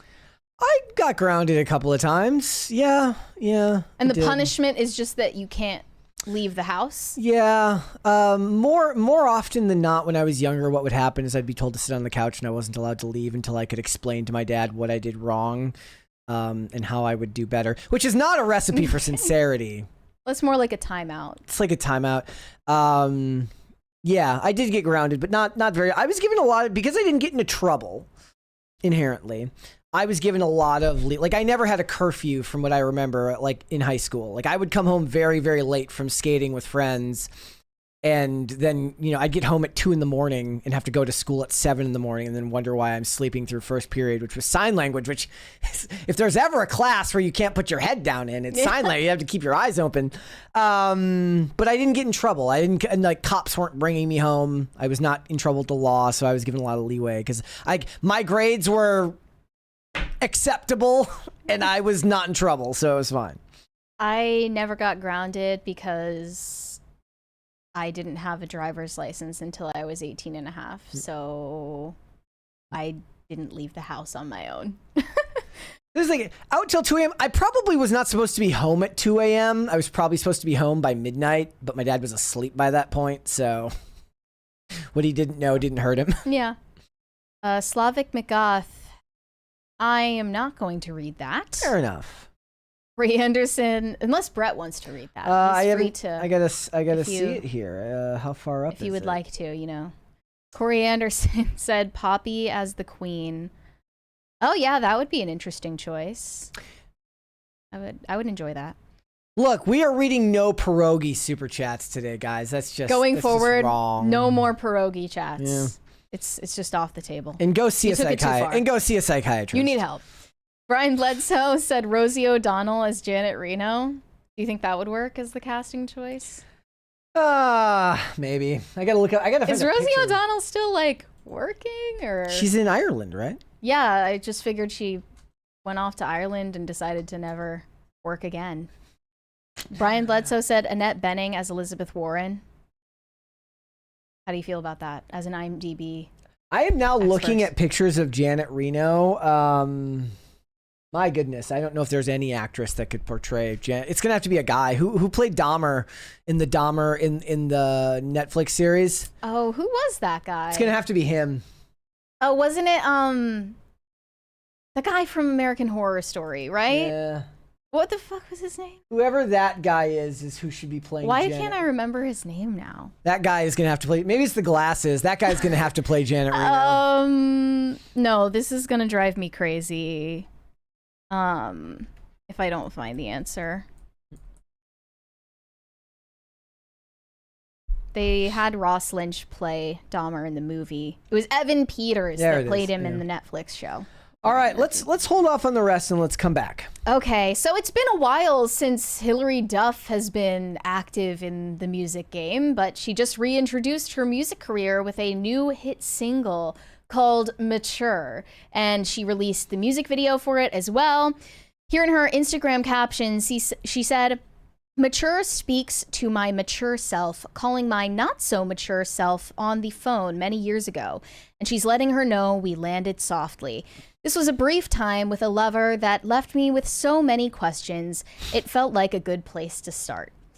So, allegedly, this song, Mature, is a very pointed diss track at Leonardo DiCaprio. And it's throwing shade at him for his well-known proclivity for younger women. Allegedly, he has this rule where he doesn't date women over the age of 25. However, that is not true. I don't know why people keep saying it, because he's currently in a long-term relationship with a 27-year-old. Yeah, but that just started, and he needs to date at least 2 27-year-olds before that will sink in, and even then, probably not. Vittoria Coretti is her name. She is an Italian model who is 27 years old. They've been dating for a few years now, making her one of the oldest women that he has ever been linked to. I wonder if he loves to just leave them scared. She wakes up every day wondering if this is it. So for context, Hilary Duff is 38. Leonardo DiCaprio is 51. I guess if they dated when she was in her 20s or early 20s, that would have been a pretty significant age gap, but I wouldn't blink an eye at a 38-year-old and a 51-year-old dating, because as you get older, the gap is just less meaningful. But this could be about Leonardo DiCaprio. However, I didn't find any evidence that they've ever been even seen in the same room. The allegation is that they're in a secret relationship many, many years ago, and they were never spotted together. And other people think this is about a different ex of hers named Jason Walsh, who was, at the time they dated, 11 years older than her. And he ended up dating Kristen Cavallari after Hilary Duff, who is the same age as Hilary Duff. So that doesn't quite make sense for her getting, in the story, traded off for a younger model. What if it's the other guy and Leo's like, look, I'm not basic. I never used that bullshit, you're so mature for your age line. He's like, I don't need to use that. He's Leonardo DiCaprio. He doesn't need to convince He's like, I actually don't care if you're mature for your age. No. If you're 24 and you act exactly 24, I'm fine with that. In this interview with Vogue, Hilary Duff said, "Mature is a conversation with my younger self about being happy with where I landed. Part of it was an idea that Matt, her husband, originated. And part of it came from thinking about the idea of not recognizing younger versions of yourself when you're now deep into your 30s. It's definitely about a brief experience that I had a long, long time ago, but it's not totally autobiographical. I took a few artistic liberties to just make the song work structurally, but the gist is the gist. I was looking back on this relationship and thinking about whether this guy had a habit of dating younger women or whether I was quote unquote special. The whole experience was super therapeutic to write about, but being so vulnerable through your music can be really scary." So I'm going to go through the lyrical evidence that people are using to pinpoint Leonardo DiCaprio as the man in question. The most obvious of which is this line in the very first verse, "Very Leo of you with your Scorpio touch." I mean... So obviously his name is Leo, but he's also a Scorpio. I mean, that just tells me that it could be a play on words that just evokes the nature of the song. It might have nothing to do with him. That doesn't... And I'll say, on the other hand, I actually feel like if it was about him, she would have avoided using even a comparison to his name. Her other ex is also a Scorpio, so it could easily be about the other ex. Yeah. But this one is more pinpointed as Leonardo DiCaprio. She's talking about this younger woman who's now dating him. "She's so impressed by your Basquiat." And this is a reference to an artist named Jean-Michel Basquiat, who makes a lot of very disturbing pieces. You might want to look into him. Maybe we'll have a longer discussion about the celebrities who collect his art in the future on this show, and what that may signal about the type of elite circles that Leonardo DiCaprio and others run in. But he is known to be a collector of Basquiat paintings, and that I think is more detailed than any of the other ones. And these other lyrics say, she loves when she hears you say you're so mature for your age. She's talking about this other woman who is just a different version of her, but younger and blonder, who ended up dating her ex after her. What's the age difference between George Clooney and what's her name, Amal? Amal Clooney is in, I think, like her mid to late 30s, and George Clooney's in his 50s. I mean, you know, maybe this is one of those things that they just all imagine, that they have the hubris to think that they're the one that's finally going to get him to settle down. But this is the thing that people don't understand about a lot of these age gap relationships in the public eye. It's usually the younger woman in the relationship who is kind of holding the reins. Like, she's the one in control and wearing the pants, per se, in the relationship, because they both have their own power in the relationship. Obviously, the older man who is more wealthy, more connected, more powerful, more knowledgeable, he has his own power in the relationship, but the younger woman is also kind of throwing her weight around because she adds to his status by being with him. So that goes for Leonardo DiCaprio and all of his younger girlfriends as well. Like, they benefit, of course, from being in a relationship with him, but he also benefits from being in a relationship with them because it is a status symbol at the end of the day. There's still less of him than there are of them. True. Like, it's like, I won't call it hoflation. That's not fair. But it is the type of thing where he's like, he could at any point be like, it doesn't matter. I can find 1,000 of you, unless it has something to do with their actual personality and what they're actually like. For a long time, people have theorized that Amal Clooney, George Clooney's wife, is definitely running him around on a leash, basically, that he is totally at her whim. And then in these later lyrics, she says that she hid her car at Carbon Beach so I wasn't seen at yours. This is a very wealthy enclave within Malibu, and it was confirmed that Leonardo DiCaprio owned a home in Carbon Beach from 1998 until 2021, which ended up selling for $13.75 million. Damn. So that's a very specific line that also kind of places him in the crosshairs of this diss track. Yeah, all of these are way more convincing than the first part. Yeah. And then the rest of them are like, she looks like she could be your daughter, like me before I got smarter. When I was flattered to hear you say you're so mature for your age. And a bunch of women are commenting on this, saying that this is an incredible call-out post that's about Leonardo DiCaprio. They're assuming that. One of them said, Hillary out here calling out all the adult men who date teenagers. Hell yeah. I don't think Leonardo DiCaprio is dating teenagers. And that's their own, they're kind of imprinting on the lyrics that way. Yeah. And then there are just as many comments saying some variation of, the 90s kids needed this right now. The 90s kids are healing from this. This is what we needed. Yeah, that's not true. This is exactly what all of the aging millennials needed right now, is a Hillary Duff comeback. What the millennials need to do is like extricate their sense of like personal identity from anything to do with celebrities. Now, I have no idea if this song is actually about Leonardo DiCaprio. However, I think I don't want to hear a diss track about his age gap relationships. I want to hear a diss track about his weird sex proclivities. The headphones? Yeah.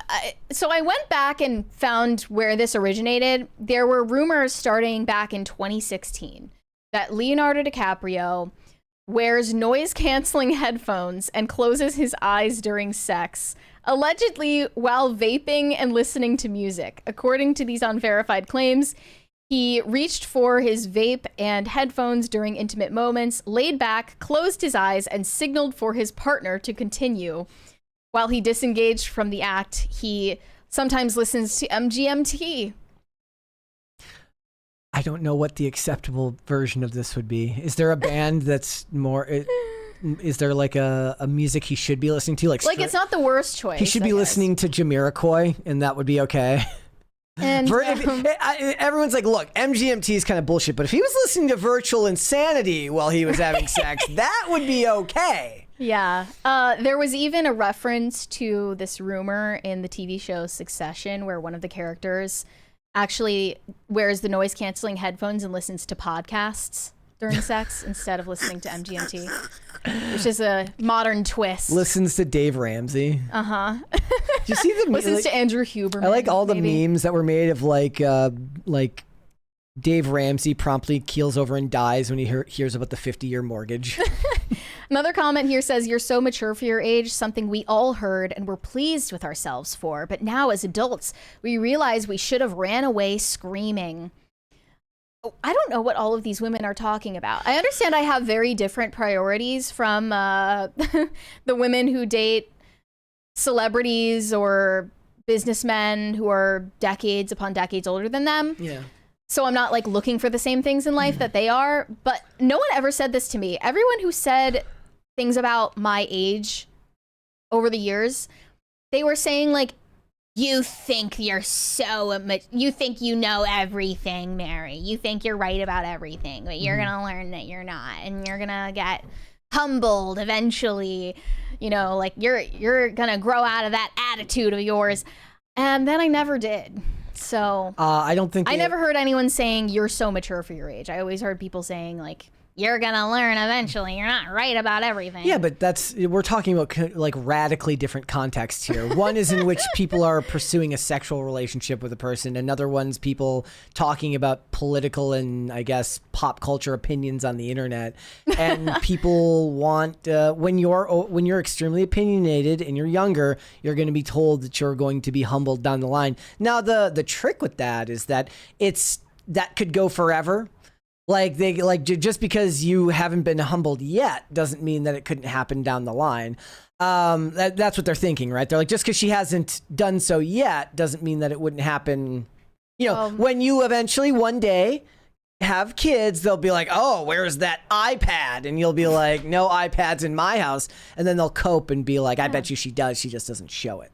Yeah, everyone does the just you wait rebuttal to anything you're right about, basically. Just you wait and you will be a hypocrite about whatever it is you believe that makes me feel inadequate. Well, the thing is the job requires you to have strong opinions on these things. Otherwise, you end up like me. And I saw somebody in the chat goes, there goes Brett, both sidesing again to the... You're sitting on that fence so hard, it's coming out of your mouth. Yeah, it's rough, man. But like for me, I lived enough of a life and made enough mistakes where...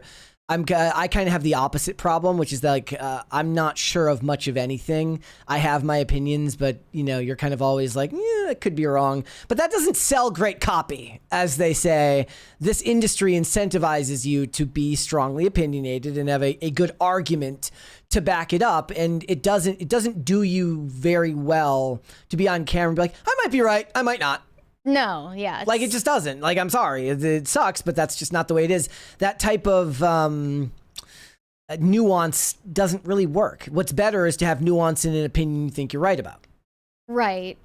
And be willing to admit when, and people give it, like, one thing that people love is people love when you can admit when you're wrong about something. They do like that. Whether it's purely out of their own hubris to be like, see, I told you so, or people like, so it's actually plausible that people show up to a video of yours not hearing any of the stuff beforehand and hear you say, look, oh, I thought this was going to happen, it didn't happen, and somebody who didn't even know what you were thinking before is like, you know what, I like them because they were willing to admit they were wrong about something. It's probably the minority of people that would interact with it that way. I see countless interactions on X where someone is just blatantly proven wrong and then it's crickets. Oh, no, I'm not. Social media different. I'm talking more like content that gets seen. Like you find a video on YouTube where somebody says something like that. Very rarely will that happen on social media. That's why I don't engage. Maybe TMI, but there was a male who was interested in me romantically. We never dated, but he did say to me, to my face, your attitude will bite you in the ass one day. How did that happen? It never did. I can't go into detail. Okay. I can't go into detail, unfortunately, but... Did he wag his finger at you? He might as well have, yeah. Put hand on one but look, hip? my attitude never bit me in the ass. It's why I am where I am today. Okay. That's why I'm a podcaster. All right, let's go to Super Chats. Shane H. Wilder said, Brett, don't get mad at Mary for mispronouncing it. She's just a fan of Young Frankenstein. Who can blame her? Marty Feldman as Igor was hilarious. I don't know what that means. Frankenstein was definitely, that was a new one on me. But that's, I pronounce stuff wrong all the time. It happens all the time. In fact, one of the hardest parts about doing this, and this sounds really, really stupid, is you have to actually get really comfortable with pronouncing things wrong or saying the wrong, like saying something you didn't mean to say by accident. Like substituting a word. Like earlier I did a video, I think it was during I was talking about V for Vendetta, and then I was talking about Jimmy Olsen, and I had to watch it back, which of course makes me want to vomit because I hate watching back anything with me in it. And I referred to the Jimmy Olsen show as a movie.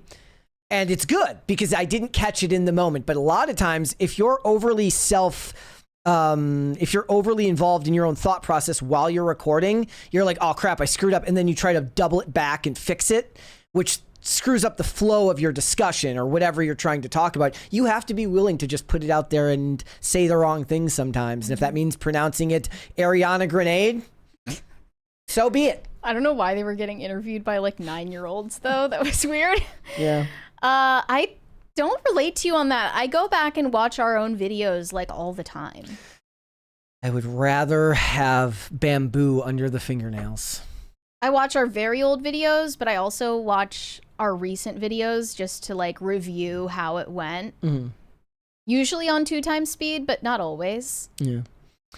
I pay attention to the analytics to see which ones do well. And usually when I'm done with a video, like if it's just a recording of my own, I have a good inclination, depending on the mood I'm in, of how it went. Now, there have been a few where I've gone back, I'm like, oh, that was rougher than it felt in the moment. That's a product of your own, like being in a good mood, therefore you thought it went better than it did. The better thing to do is to be in a bad mood and be overly critical and then hope that it turned out better than you thought it was. The longest I've taken to record one like under 2-minute short for like Instagram or YouTube has been, I kid you not, like still under 30 minutes, but close to 30 minutes. Yeah. Depends on the day. So that like if my brain is working that day. That will happen to me if like Olivia's in the room and I'm trying to record something because you're naturally Oh, I wouldn't be able to do that. I would never be able to do that. I haven't recorded anything in front of you. I mean, we used to record shorts where we would record them ahead of time and you'd record them in blocks. Yeah. We don't do that anymore, but I think it's just because people like videos where you're holding the phone. Yeah. But for like there have been times where I was like, I came in. Now this could very much not have been because Olivia was here, but it could have been just because we came here after eating dinner late. We went out to dinner with some people and we got here on a weekend and I needed to record a video and it was just late. And it's just like, it just didn't go well. Whereas when I come in the morning, you're fresh, you're ready to go. It's easier to, and a lot of times I look into whatever I'm going to talk about the next day. So I've kind of got the information on the brain anyways. Whereas like that night I came in to record and I tried for like 5 minutes. I'm like, bro, and it probably wasn't even, the thing is, it probably wasn't even that bad. It probably was just like, I'm tired. This sucks. I'm going home. I will always remember when we recorded our review of Wish. Like, we came into the studio the next morning after watching Wish in theaters, recorded this whole 15-minute review, and then both of us, like, when we stopped recording, we just looked at each other and we were like, that sucked, bro. Let's just do it again. And I don't think that ever happened after that. No, we never did that before or since. No. But that Wish review was awful the first go around, and then the second time it was fine. It just happens sometimes. Yeah. You don't know why. It's kind of what, like, I can understand, like, the idea of, like, there's a part of me that wants to, like, record my videos live. That way I don't even have the opportunity to do that. Just F it, we'll do it live. Bro, somebody just got me in the chat, says, Brett's the kind of guy who closes the fridge door with his hip. I'm Drake. I'm Drake. Do you tiptoe like this? Yeah, I do. We have a 20. From Pop Culture Junkie. Brett, have you ever had something interesting show up in your analytics? I mean, it depends. Like, what do you mean by interesting? In the channel analytics? Like in the channel analytics, Nothing that was like unsurprising. I was glad, when this channel started to make traction, that we were able to grow a fairly decent female audience, given that Mary likes the topics that she likes. They're going to appeal to a female audience. And in this space, that's not always easy to do. I think our analytics are like 78, it's like 80-20 almost, which is pretty good, given that YouTube is a lot. Like, YouTube long form is men. Women watch the shorts and the reels. Yeah. Men watch the long form content. And I did notice that women gravitated towards the short form content. But a decent amount of women were watching the lives and the segments as well, which is a good thing. You want to reach more than just, you can always see like the channels that other people, are watching that watch your stuff. And it's a lot of the people you'd expect. It's like, Daily Wire people and the quartering and stuff like that. Right. But then, what you want is people from outside that perspective. Like, if it were up to me, they'd all be watching like, I don't know. Jimmy Kimmel. Not Jimmy Kimmel, but something else. Maybe, somebody else who does like what's a really good pop culture podcast that's not like, I can't even. Not like Mark Maron was a very popular one, but he wasn't pop culture. But like, that's what I would like to see. I would like to see some people, tune into us that don't necessarily just exist in the sphere, because it might introduce them to different ideas.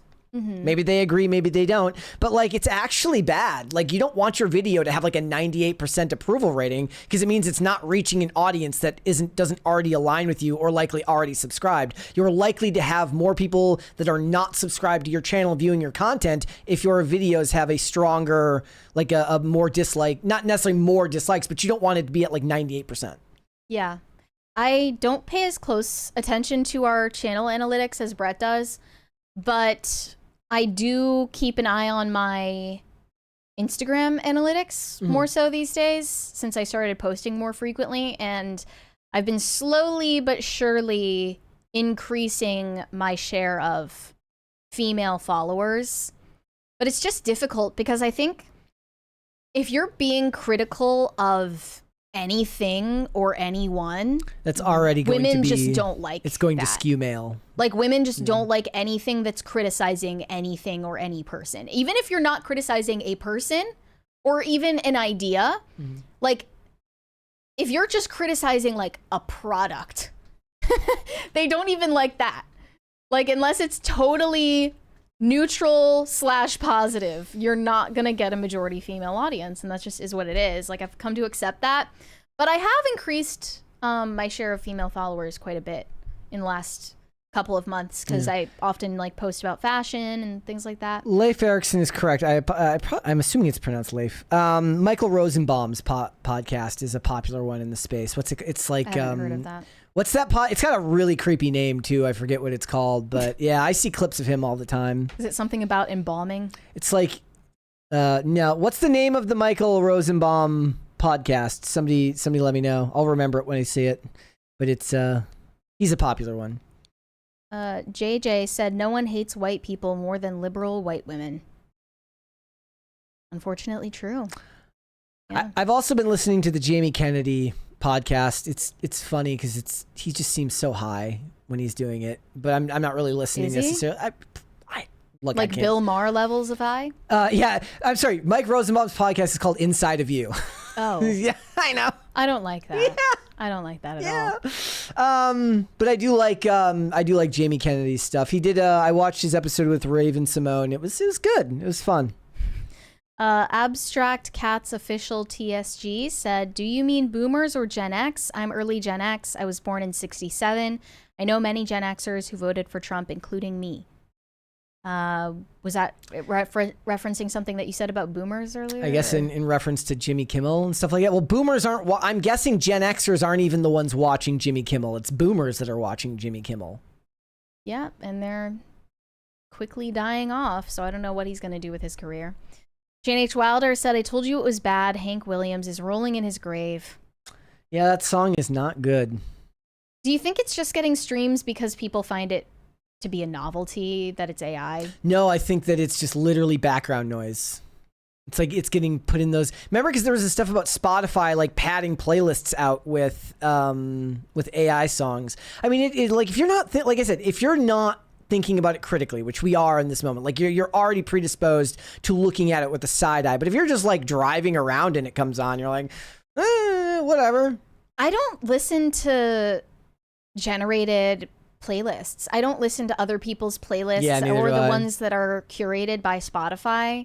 That's like such NPC behavior. And I also have a huge aversion to listening to new music, even from artists I know I enjoy. Really? Yeah, I would much prefer to listen to the songs that are already familiar to me that I've listened to a billion times. I go through phases where every couple of months I go through like a wave over a couple of days where I get into a bunch of new music at a time and then sit with it. I can't stand it. I cannot stand listening to new music. I don't know why. It's uncomfortable. No, okay, so here's the thing. I have a low tolerance for like feeling it out and like waiting to see if it like sometimes there have been examples where you didn't necessarily like a song the first time you heard it, but it grows on you over a period of time. Usually for me, I listen to it and if in the first minute it doesn't hook me, I just put on something else. That has never, I don't think that's ever happened for me where I didn't like a song at first and then I grew to like it. That's happened to me. I've never had that.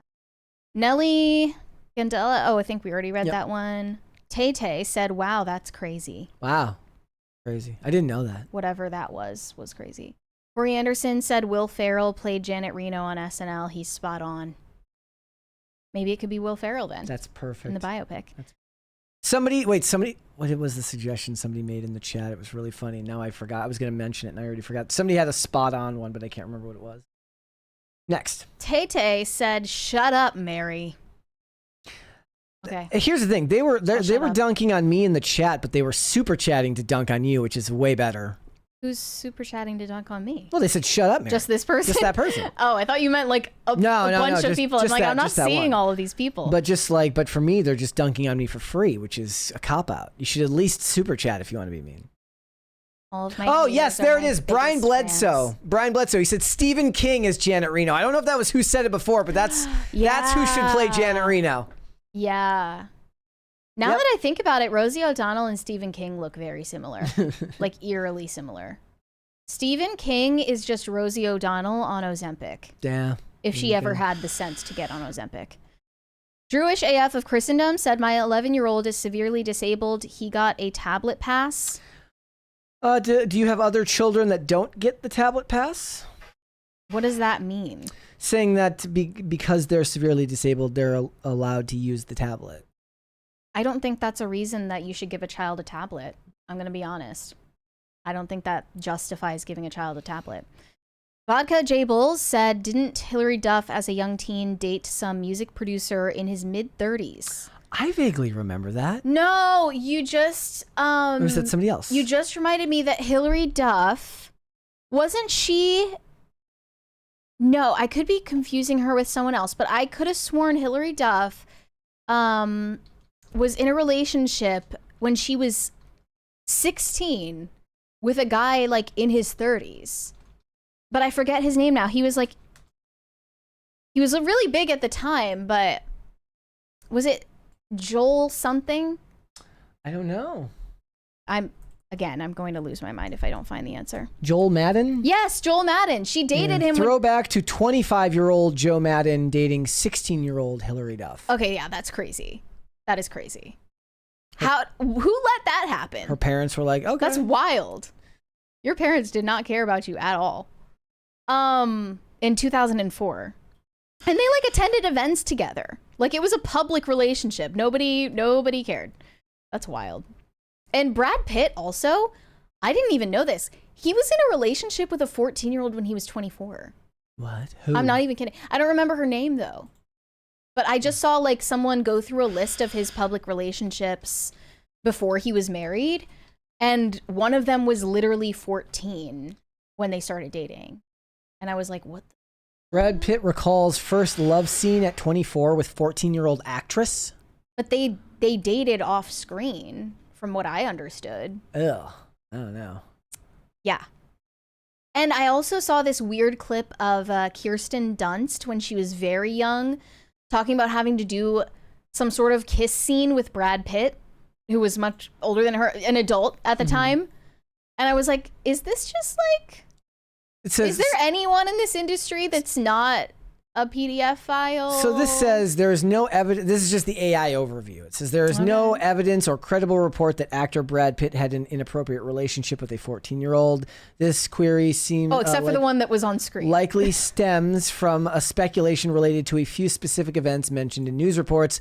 Shailene McCall role in the late 80s. An adult Brad Pitt, then in his mid-20s, appeared on the TV show Dallas, where he played the boyfriend of an actress. Is it Shailene McCall's character? His first love scene was with her, and at the time of filming, she was 14 years old. There were rumors of an off-camera romance, but she was 17 when she married her husband in 1989. And That's then crazy. Kirsten Dunst's kiss. Brad Pitt shared an on-screen kiss with 12-year-old Kirsten Dunst in the 1994 film Interview with the Vampire, which she later described as awkward and grossed out because of the age difference, because Pitt was 31 at the time. Ew. So those are the two. Wait. He dated actress Juliette Lewis from 89 to 93. They began dating when she was 16 and he was 26. This was... Let me see. Kirsten Dunst reflected on her experience working with Brad Pitt. This is talking about Interview with the Vampire. Yeah. Despite the on-screen kiss between their characters, Dunst described Pitt like an older brother and recalled being treated well on set. Okay. Yeah. Creepy. Yeah. Still creepy. Yikes. Okay. Brian Bledsoe, I had totally forgotten about her relationship with Joel Madden, though. Yeah. But I doubt that the song was about Joel Madden. Brian Bledsoe said Stephen King as Janet Reno.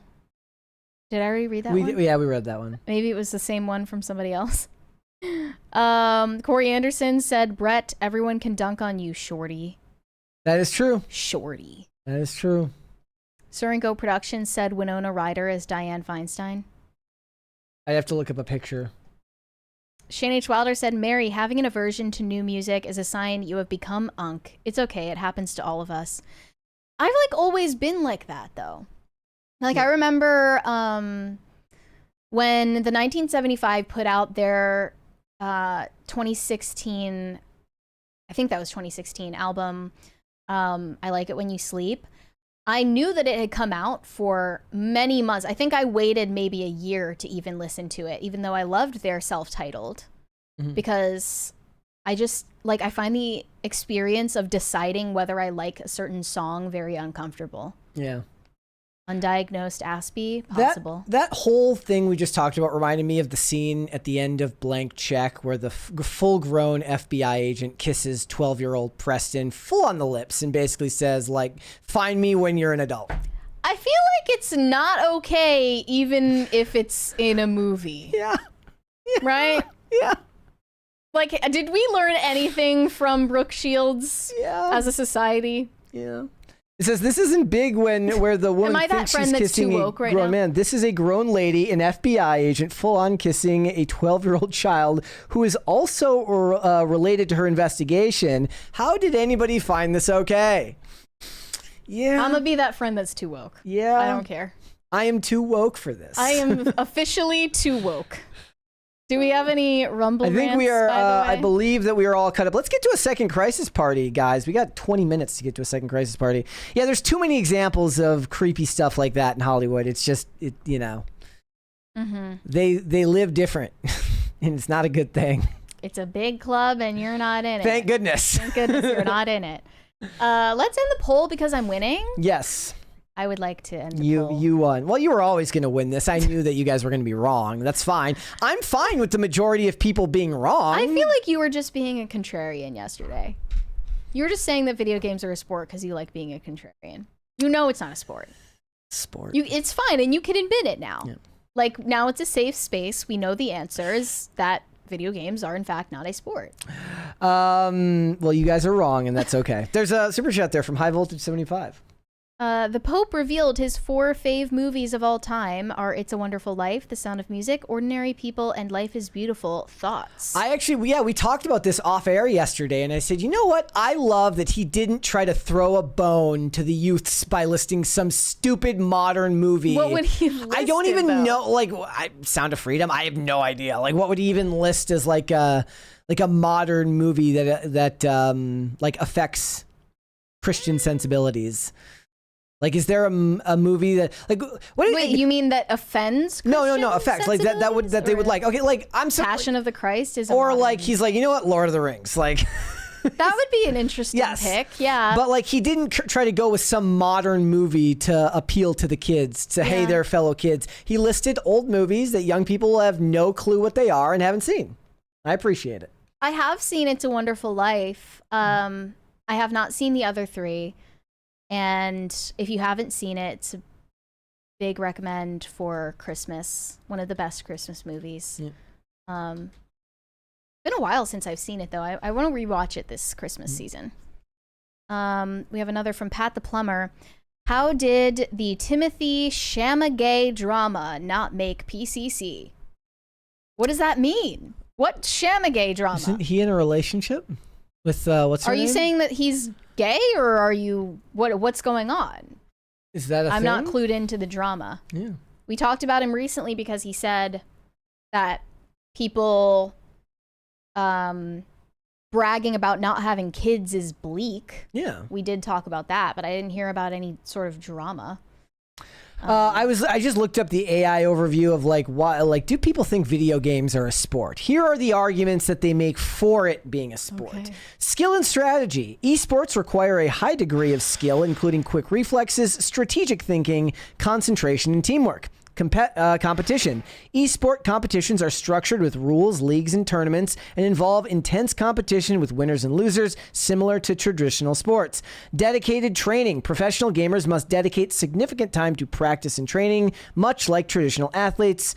Recognition. Many high schools have adopted esports as a varsity activity, and major events draw massive global audiences. Here are the arguments against. Lack of physical activity. A primary argument against video games being a sport is they lack a significant physical exertion, as most playing involves sitting. Different governing bodies. The rules and regulations for esports are often set up by companies that create the games rather than a traditional sports governing body. This was a big topic when it came to competitive cheerleading. About like who runs competitive cheerleading and whether they can have a stake in and like the financial aspect of it. That was that's why they made that Netflix documentary. Right. Yeah. And like you're not going to tell me that they are not athletes.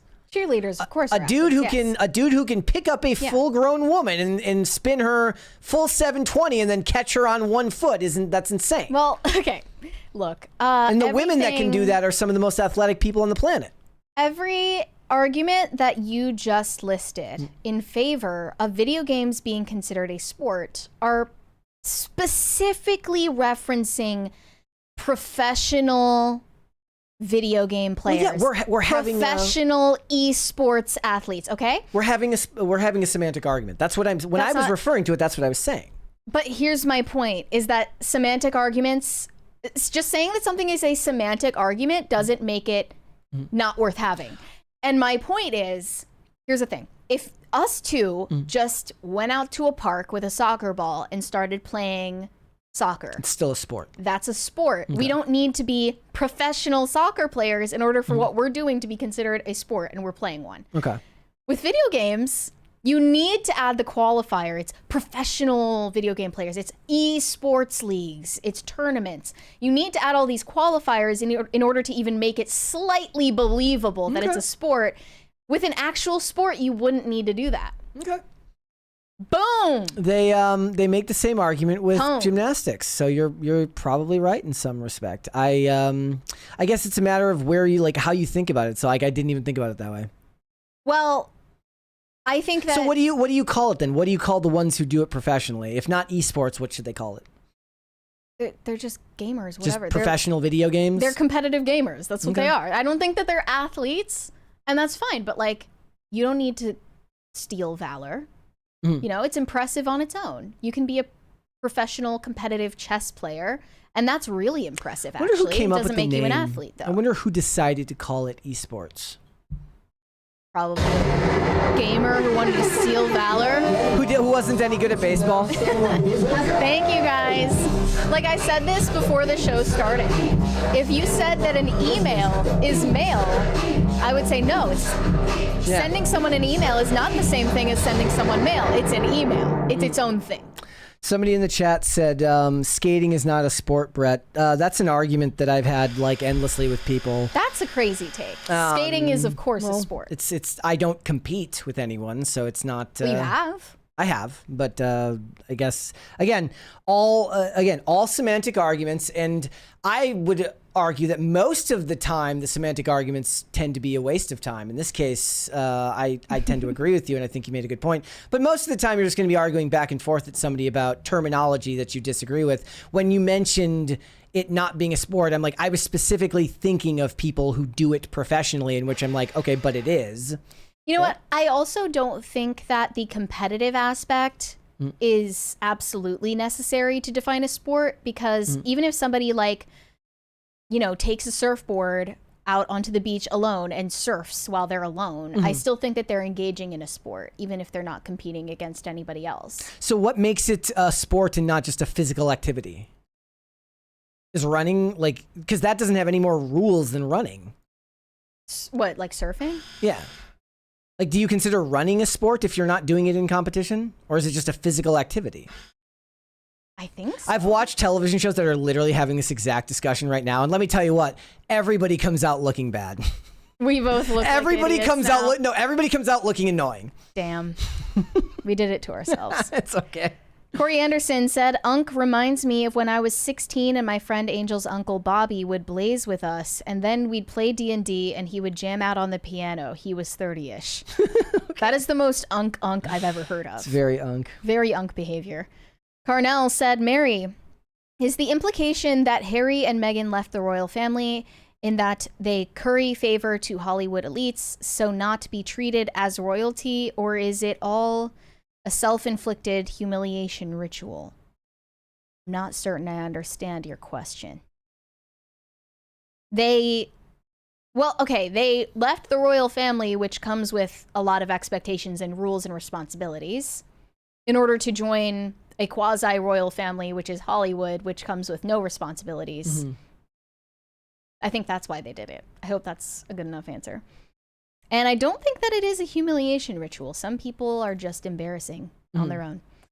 Rolgar said, no, the chat is full of simps for Mary. FYI, pole dancing and table tennis are sports according to the Olympics. Is pole dancing a division in the Olympics? I don't know. Since when? I know breakdancing is. It's the type of thing I'm like looking it up on my phone at home. I'm like, pole dancing in the Olympics. Olivia's like, what the fuck? Wait, is that real? Hold on a second. That doesn't sound real. But the breakdancing didn't sound real either.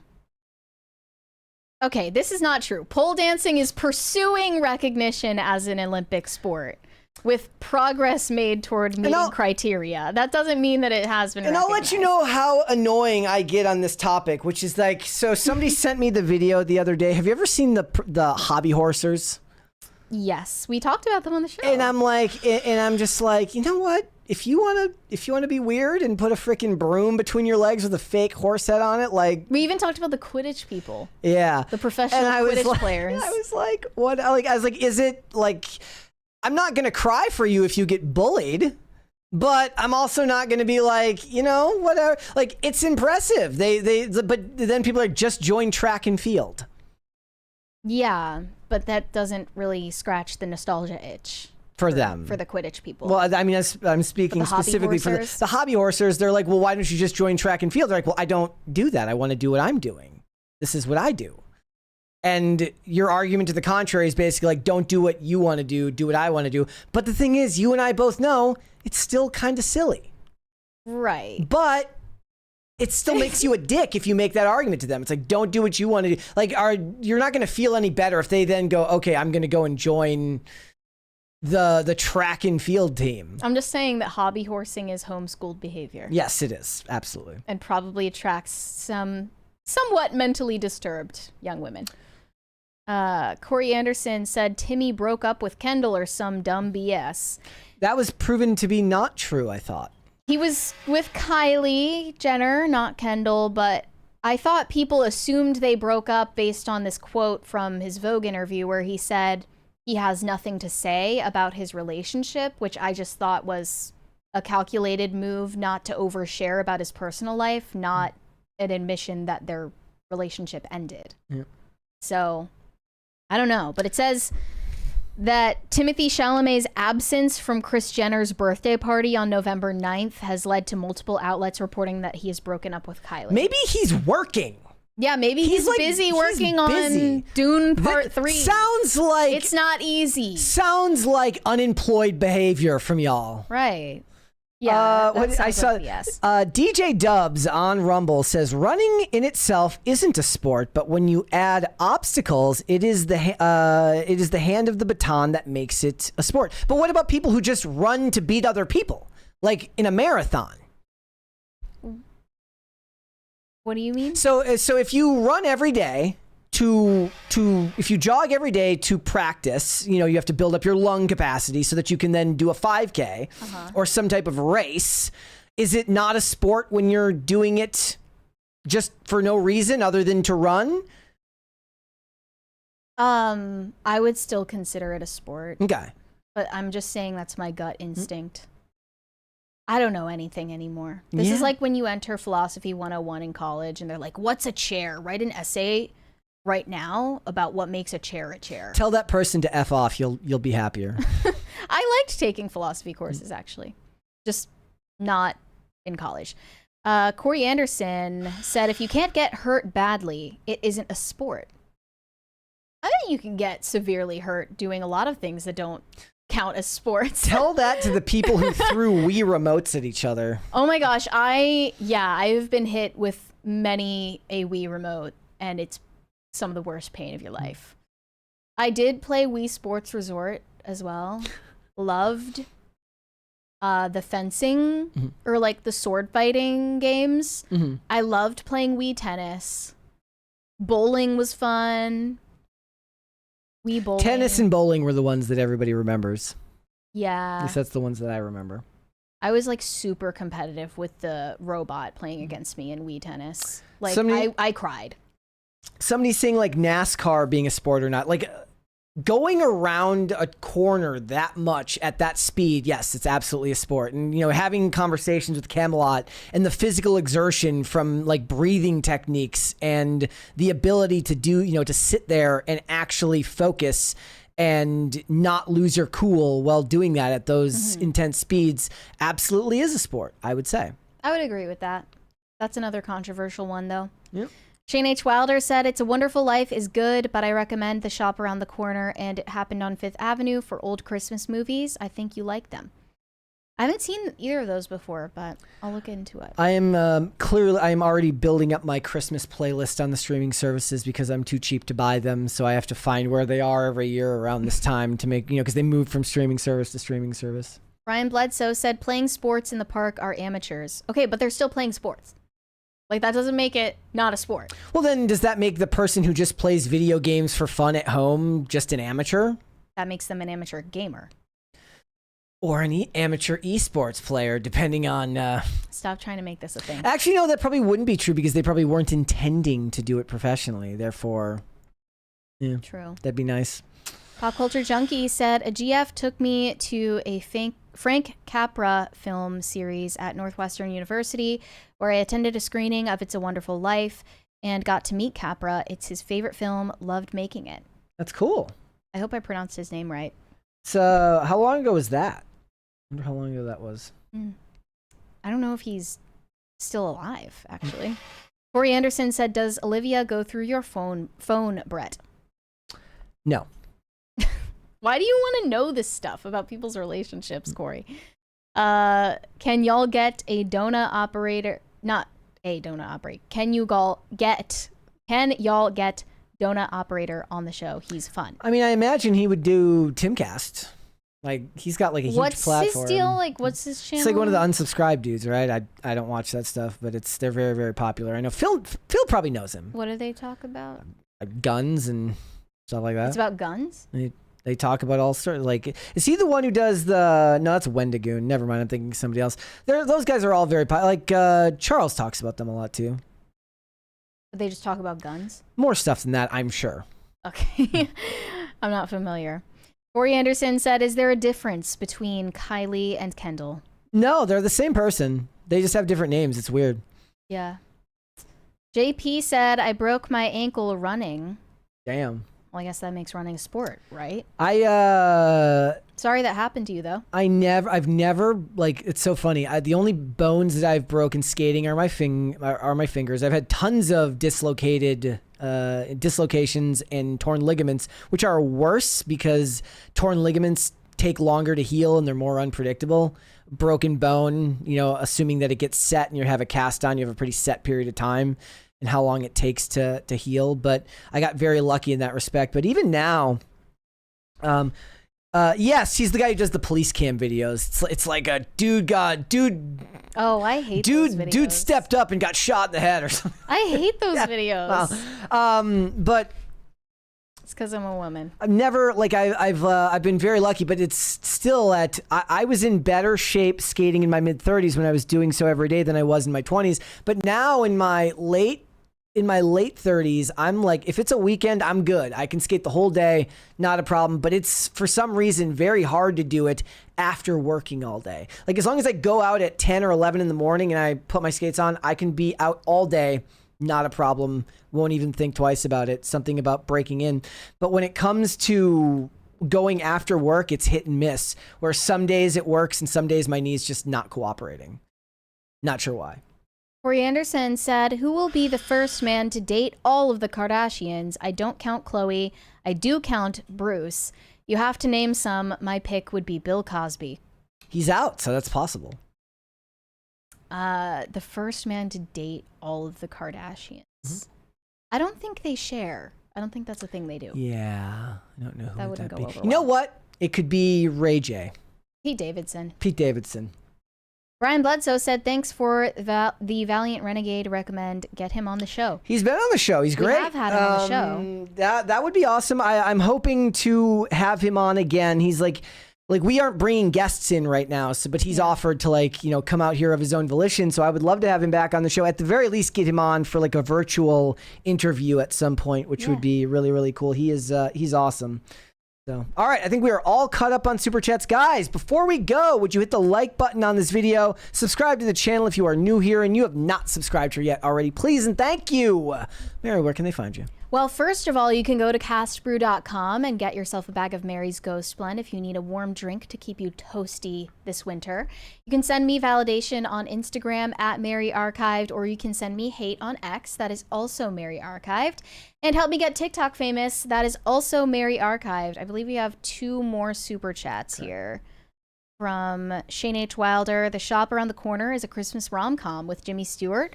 It Happened on Fifth Avenue is a comedy about people hiding in a mansion at Christmas." Have you heard of either of those? Yes. I don't think I've heard of either of those. Pop Culture Junkie said, "Met Capra in March 1978, excuse me, not to age you there, where a person who would hire me as a Fox VP 21 years later was also in attendance. Life is so strange." Funny how that works. You are a networking extraordinaire. I'm the worst at that. Like, I always make the joke, I'm going to leave this company with the exact same amount of contacts in my phone as I came in here with. It's not a good thing. We have another from Corey Anderson. "I enjoy your show. I am invested and I am curious. Also, other than dogs, I follow OC is the most wholesome person on socials. I want her to catnap Bucket." Yeah, we love Bucket. Are you planning to catnap him? No, Bucket. First of all, that would be taking Bucket away from his brother, which we would never want to do. Well, that means you have to catnap both. She would love that, but the thing is, though, is like she texts the owners of Bucket and Dusty, so they would know who to come. They would know who to come after, because then I'd be posting pictures of them. You go to small claims court over the cats. Yep, it would happen. And now Bucket has become more bold. He just walks in the house now when we're coming home. We're like, "Bro, you got to wait outside while we get you," because we just put food in the bowl. We have permanent bowls that sit outside for any cat that wants to come up and have some, and it's usually Bucket. And now he just comes inside, and we're like, bro. And then Toast is up at the top of the stairs, staring down. Toast kind of has a crush on Bucket. We have to keep them apart. Yeah. All right, guys, again, hit the like button on this video. Subscribe to the channel if you are new here. Remember that this week, first of all, remember that I will be gone on Friday and Monday of this week. Alex will be filling in for me on Friday. We are getting Monday covered as well. I want to thank her so much for that. But also, I will be making sure that the episode of PCC Weekend Update will be out on Saturday at 5 p.m. on all of the audio platforms. So I would love it if you guys would go and stay tuned and listen to that when it comes out, because it helps the channel out a lot. So thank you guys so much. And if you guys want to follow me, I am on Instagram and X at Brett Dastovic on both of those platforms. We are normally here 5 days a week, Monday through Friday, 3 p.m. Eastern Standard Time, which is, of course, noon Pacific. We are on Amazon Music, Apple Podcasts, Pandora, and Spotify. If you would like to listen rather than just watch this podcast, you can also rate and review on Apple Podcasts and on Spotify, which is a great way to help the channel out. And if you want to follow us on social media, we are on Twix at popculture_show, Facebook at popculturecrisis, Instagram at Pop Culture Crisis Pod. Guys, we will be back with another episode tomorrow. We'll see you then. Bye. Bye, everybody.